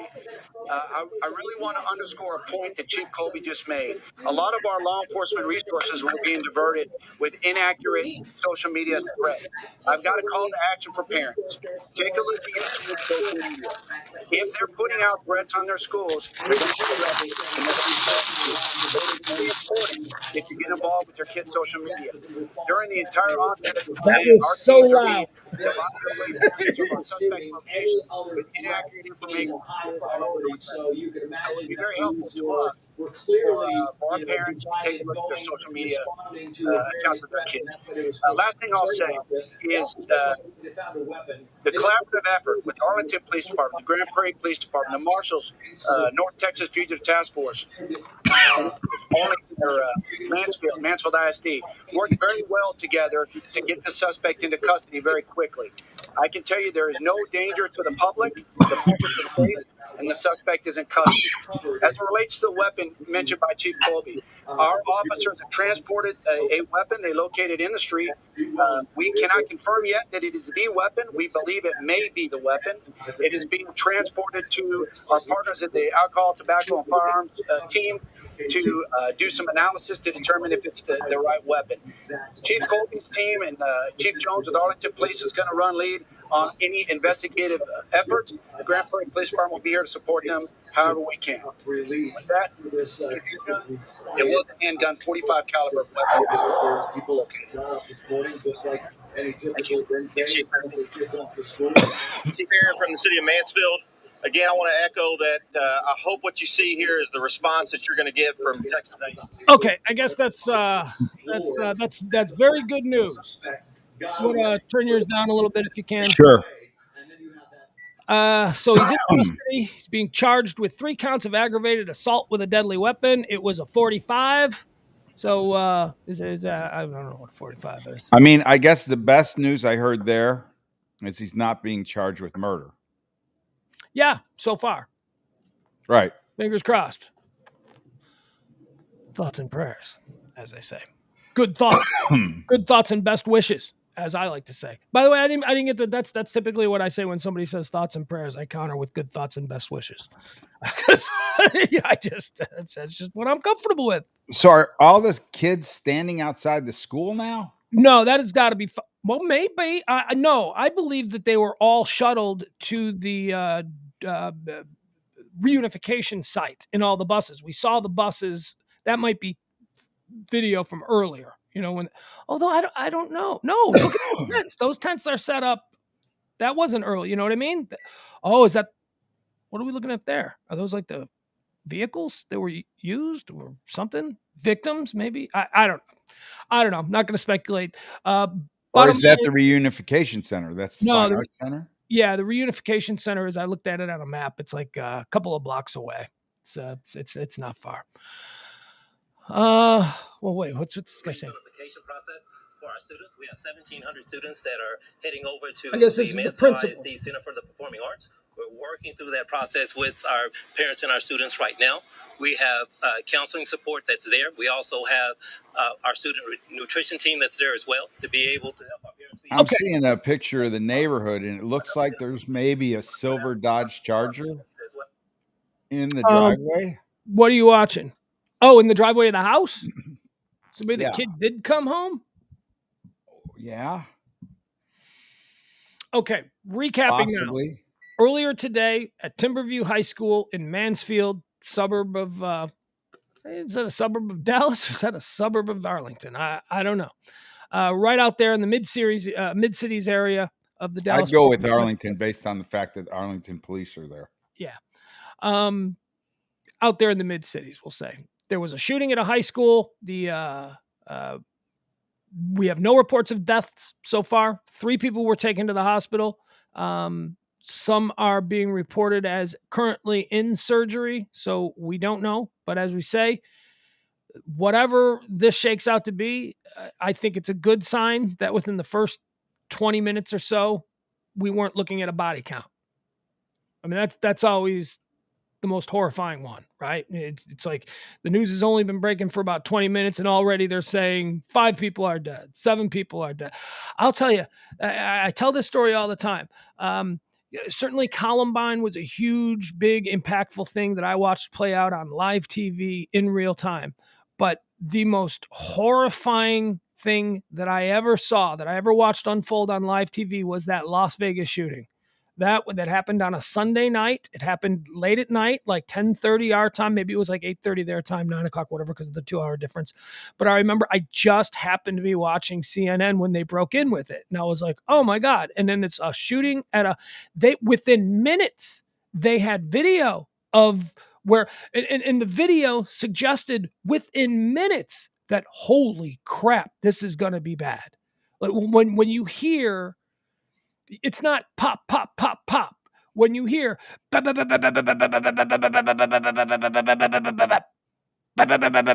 mean, it's like, oh my, that was the most horrific one of these tragedies that I saw unfold on live TV. That was insane. Until the Vegas shooting. Yeah, that's right. That is the Vegas shooting. Yeah, no, but I'm saying like that was just like, wow. Yeah. Like, so what I'm saying is, comparatively, this is a terrible day for the people of Mansfield, a terrible day for Timberview High School. But it looks like we've been conditioned to expect a whole lot worse. So thoughts and prayers maybe were answered. Yeah. Let's not be cynical about it, right? Mm-hmm. I mean, this is why we say thoughts and prayers, right? We don't have any body count. We don't have anybody that has passed away yet. So hopefully, it'll stay that way. All right, back to the world that is trending before our very eyes today. Came in Nebraska, accepted my friend request. That's right. That's trending. Big story here locally. Local man accepted as new friend of Urban Meyer. She's got to be wondering, like, what's going on? Like, she got you as a friend, April as a friend, me as a friend. Like, so she's probably putting that circle together. Like all these people from Dallas. Well, come on. Like she's all these people. What, you think we're the only people? She's probably got 10,000 new friends. And the only reason it took her so long to accept you is because she was going down a list. We are not the only people to seek her out. Now she's got 6,751. Right. She had 1,500 and something yesterday when I sent her a friend request. So she is up 4,000 friends since her name went public. Oh, I'm sorry, Cayman. I was just way down on your list from last night. That's all it was, man. That's all it was. Now she's just building numbers for whatever her next social media stunt will be. Only 1,500 yesterday? Yeah, really? She was at 15, 60, something like that. It was a smaller number. She's certainly expanded that by a good deal. I'll maybe message her and sorry, I hope your thumbs are hurting. No, do that like creepy older guy move where you. I thought I was your only. Yeah. How come you've got so many friends in the last 2 days? Turn on her because she didn't meet your lunatic expectations. Turn on her because you don't like that she's accepted 3,000 new friends. And I thought I was special. Give her that. Be that crazy. How about I am going to message her. I say, I thought I was special. I found out yesterday you only had 1,500 friends. You're out. She's gonna yank you from the roster. I'll prove that I'll do it. I'll do it. Oh, I know you do. You don't care. You don't care about no Cayman, Nebraska. I thought Cayman, Nebraska. Of course, the girl that was caught rubbing up on Urban Meyer at the Urban Meyer Pint House there in beautiful Columbus, Ohio. I want to put the unhappy face. I thought I was special. Unhappy. What else is happening? What else? Oh, man. Hold on. Let me do the preemptive Denzel Washington, someone has died meme. Anytime someone dies, it's always no, actually, that's when they think somebody has died. But hold on. Just ignore me. It's been a crazy day. We've been doing a lot of things on the fly here. Oh, man. I hope this isn't true. I'm going to go shut the door because she keeps on barking. Hold on. Okay, maybe this isn't true. Although, so Art Donovan is trending. Now, for those of you who love old school football, Art Donovan was a legendary Baltimore Colt. He was one of Johnny Unitas's big defenders. He was like a big giant offensive tackle, and he took care of Johnny Unitas. Unitas, of course, being one of the great quarterbacks of the olden days. So his boy was Art Donovan. Art Donovan in the 70s and 80s became a staple on talk shows, whether it was Carson and then Letterman. He was a big, funny, loud guy. And I don't know if he's dead or not. I just saw his name was trending, and I was like, "Oh man, Art Donovan was funny. I used to like that guy." So I don't know if he's dead or alive. So he may have died 15 years ago, but he's just trending today because of something to do with his feet. Apparently, Go to Wikipedia. That's what I'm doing. Yeah, I'm just gonna we'll just do it like this. We'll just Art. I made a decision. NFL. Yeah, he died. He died 8 years ago. Okay, so here I thought I got a little upset momentarily, thinking he died today. He died 8 years ago. He's just trending today because apparently he had the largest shoe size. For $1,000, for a $1,000 donation in your name to the Arts Council of Indianapolis, Arts found 5 winners. Who is this man, and why is his foot a prominent part of his history? And then the answer is that's Art Donovan, and it's because he had the largest feet in the NFL. It's just him and his. What size were they? It doesn't say. I bet we can find out though. I bet. Okay, at the time he had the largest feet in the NFL. Doesn't say.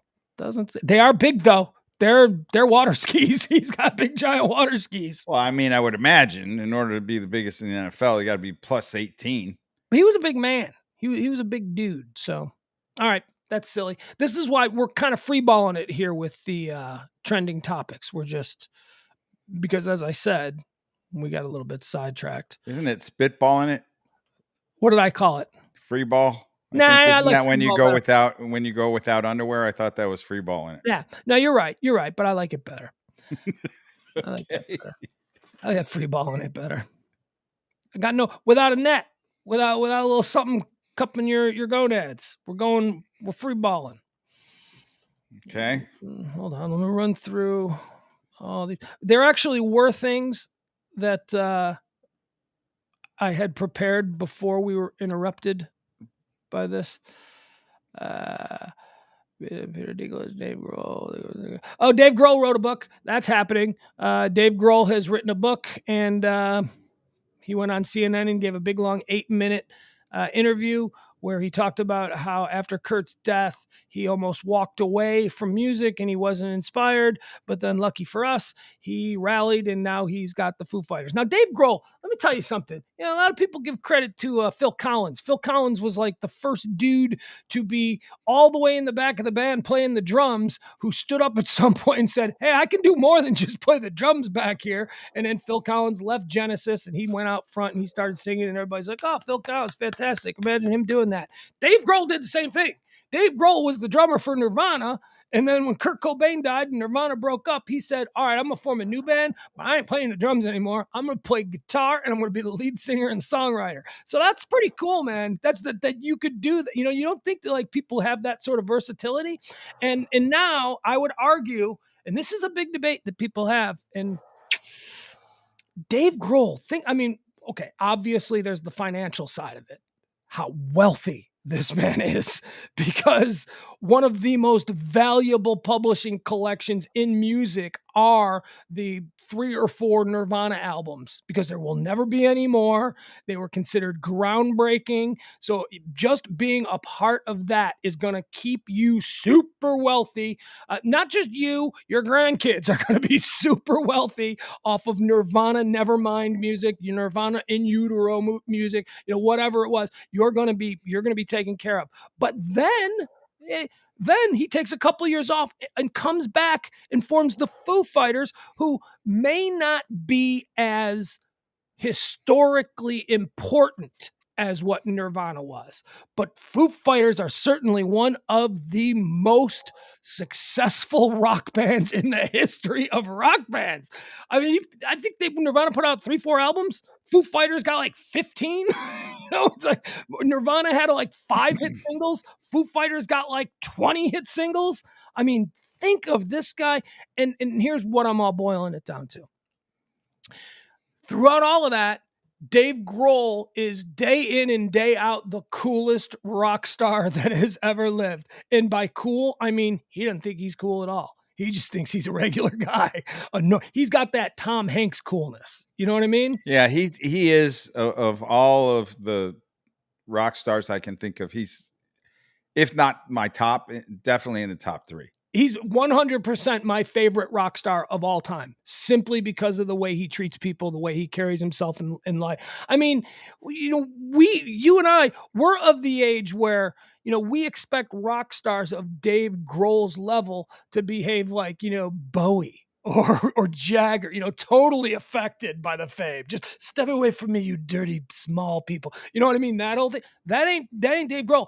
Dave Grohl is like he's like a younger Springsteen. Springsteen has legendarily carried himself in that way too, like just a normal guy. Hey man, I ain't no rock star. I'm just Bruce.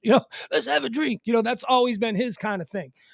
But Dave Grohl, man, for a time when rock stars were assholes again in the 90s, I mean, people love Eddie Vedder. Eddie Vedder's an asshole. Eddie Vedder thought that he was like, don't talk to me, I'm Eddie Vedder. It's one of those things. That is not Dave Grohl.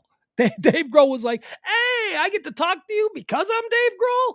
See, that's a total shift in the way you look at the world. So good on Dave Grohl. He's got a new book out, and I can't wait to read it.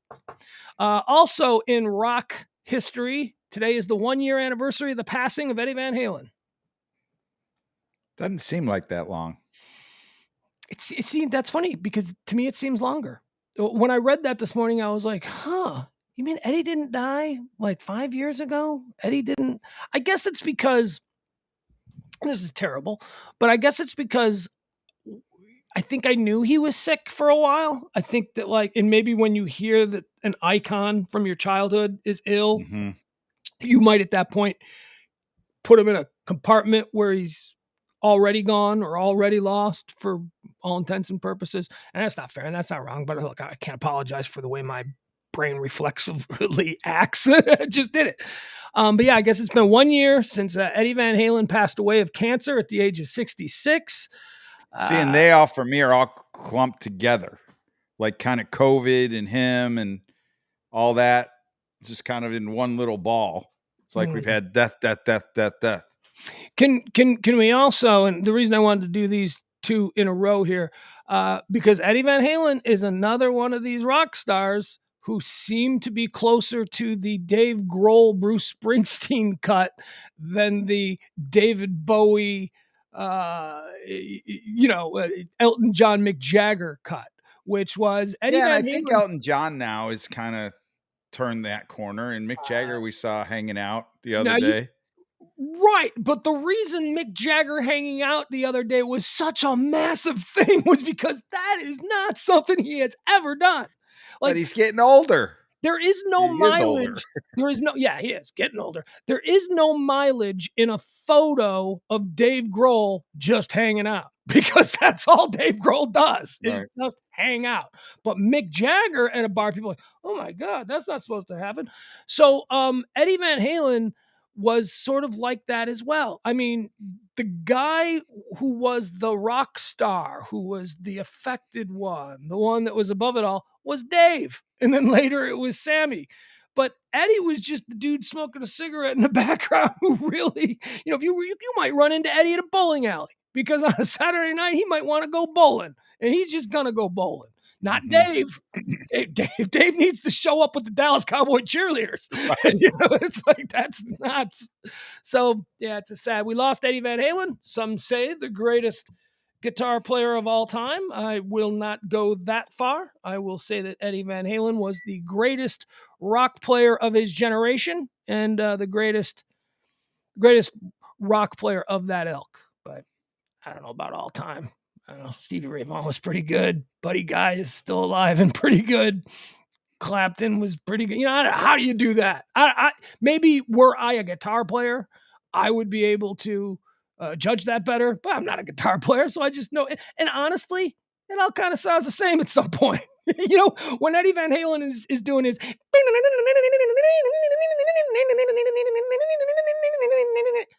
There's like a million other guys that I've heard do that. It sounds like the same. Now, I guess maybe Eddie did it first, and that's why it was so cool. And that's what influence is. It means that anybody else with a little bit of talent who comes a little bit after is going to try and mimic what it is that you can do. And that's the bar. If you can do it, then you're at that level, or at least, on your way. But I don't know. I mean, Eddie Van Halen was cool. I love Were you a Van Halen kid? That's got to be right in your wheelhouse. Oh yeah, it was in my wheelhouse. That's right. When I got my first DWI. What was playing? Running with the Devil? It was Van Halen, the album 1984. Ooh, okay. That was that was their big that was their big smash pop breakthrough when they started having number one hits. But like, Women and Children First, Diver Down, all of these 70s, late 70s, early 80s. Have you seen Junior's Grave? Blah, blah, blah, blah, man, the cradle. When they were kind of harder. That was, Right. man, I went to the concert in downtown Buffalo at the Odd. Did I just say, have you seen Junior's Grave? I think that's what I just said. Have you seen Junior's Grades? It's grades, but for some reason I think I just said, have you seen Junior's Grave? Well, you're in Halloween mode. Yeah, well, no, I was actually reading about death, so that was pretty sad.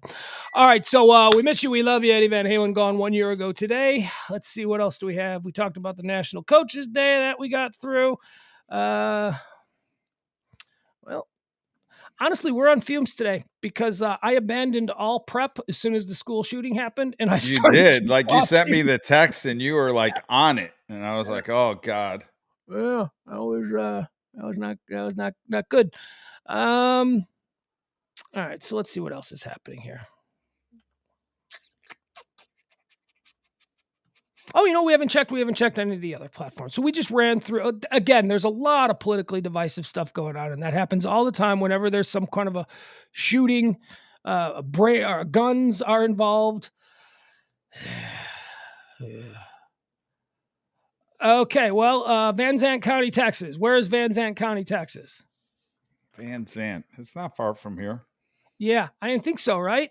Isn't that maybe like I hear Pete Delkus talk about it on the weather, so I know it's within our signal range. Well, Van now Zandt we're County, on the internet, so it's way in our range. But Van Zandt County, Texas is a county located in the U.S. state of Texas in the northeastern part of the state. Yeah. Okay. Yeah. So it's like up towards Texarkana. It looks like maybe a little bit up in there, but not ridiculously far. Yeah.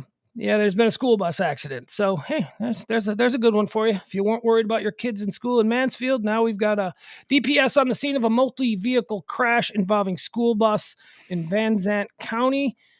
This is breaking right now. The Texas Department of Public Safety is responding to a multi-vehicle crash involving a school bus in Van Zandt County. According to DPS, the wreck occurred on Highway 64E, just east of Canton. Canton ISD bus number 31 was the school bus involved in the crash, but no students were injured. Students are currently being moved to another bus. This is a developing story. All right, very good. That's what we like to hear. I don't know how I worry about my kids so much. That can't be healthy.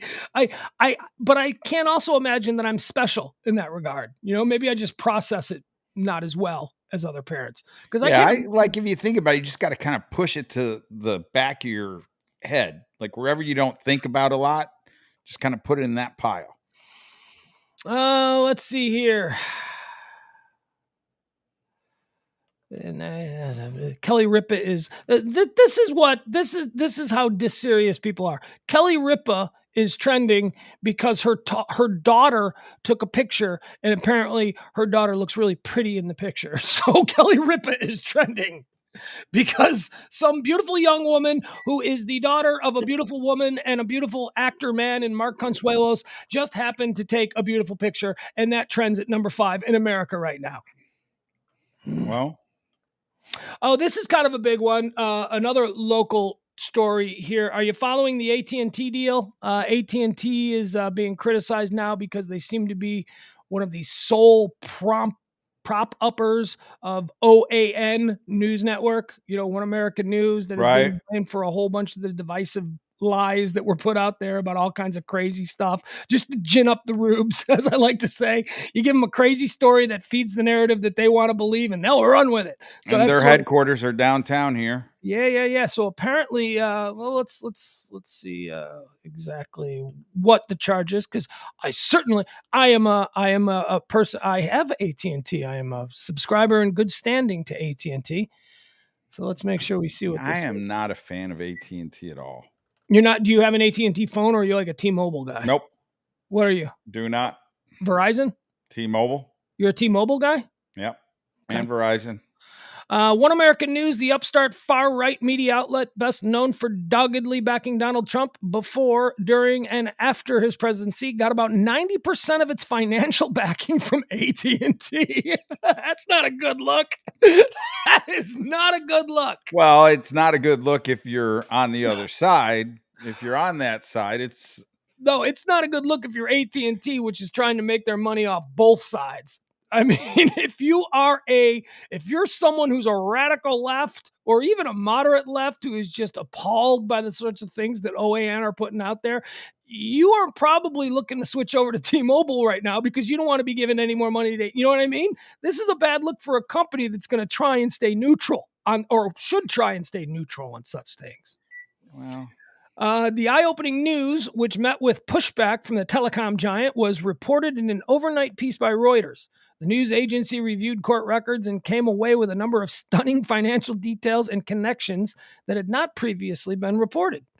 Robert Herring Sr., the 80-year-old founder of OAN, who made his fortune in the circuit board industry, testified in 2019 legal depositions that the decision to launch the network in 2013 was prompted by AT&T. So it sounds like, I think that could work for him, though. how? Well, By people being the that phone. are very staunch on the right and Right. very active generally are more active than the people on the left. And so if I were going to do something as drastic Let me and stop you right saying, there. What makes you think that? I mean, they look certainly at the don't. rallies. Well, but those are just microcosms. Look at the voter turnout. I mean, the far right hasn't won a general election. We've got 2 liberal senators in Georgia. I mean, don't talk to me about. I just think like Yes, the rallies look more stuff impressive is in a ginned microcosm. up. Well, but I think there's more things ginned up. Like, yes, there was voter turnout, but people came out for a vote. I think like people proactively working together for day after day after day after day, I feel like it's more the right than it is the left. Like it's more people that are like, oh, the presidency was taken away from us. Oh, recount the votes. They're constantly doing this rehashing where I feel Well, like the left has went to sleep now. no. Hold on. What I'll say is that you are probably right, but here is why you may be a bit skewed. You live in Texas. This is all you see. I came from Chicago. Granted, this was right now. It is the right who feels aggrieved. So when you feel aggrieved, you are motivated. But for the previous 4 years, it was the center left and the left that felt aggrieved. Yes, but what I'm saying Yeah. is right now, I think it's probably going to work for AT&T because people that find this out now that are more motivated, I think the right is more motivated than the left. And so the likelihood that they go, oh, I'm going to now go support AT&T because they're on my team. I think they're rallying more on the right than they are on the left. Yeah, I still don't think that's good for a monolithic company like AT&T. AT&T isn't a fringe. It's not like what Parler is to Twitter, where Parler has gone all in and decided that they only want the crazy right because that's how they'll have their piece of the pie. AT&T doesn't just want a piece. AT&T wants the pie. AT&T wants it all. It just doesn't, so this could be bad for them, but we'll see. Yeah, I don't know. Well, I think initially when you hear it, you're like, huh, that doesn't seem right. It's like but then McDonald's. tomorrow I'll wake up and I won't think about it again. Yeah. And the people that will wake up tomorrow that are on the other side will go, I think I'm going to go change my cell phone service to AT&T. And I think that's going to happen. I think that's why this is a big story and it's trending now because of all the people on the left saying, well, Okay, let's check into T-Mobile. Let's check into Verizon. See, I don't think it'll go that way. I think it'll go the other way. I think the people that are with T-Mobile and are with Sprint that are essentially right will now say, "Oh, this is our cell provider," because they're definitely on our team. And let me tell you why I think you got that backwards. Because I think it is easier for people and more there's more of a motivation for someone to take a stand and drop something because now I'm doing what I think is morally right. I think that is a greater motivation to people than, oh, okay, AT&T did something I like. Well, now I'm going to cancel my provider and I'm going to go join. You know what I mean? I think the motivation, the passion is more, I'm going to show them and I'm going to drop them than it is, I'm going to reward them for doing so. I think we're more, I don't know, but that's just the way I look at it. All right, we're out of showtime. That's going to do it for today.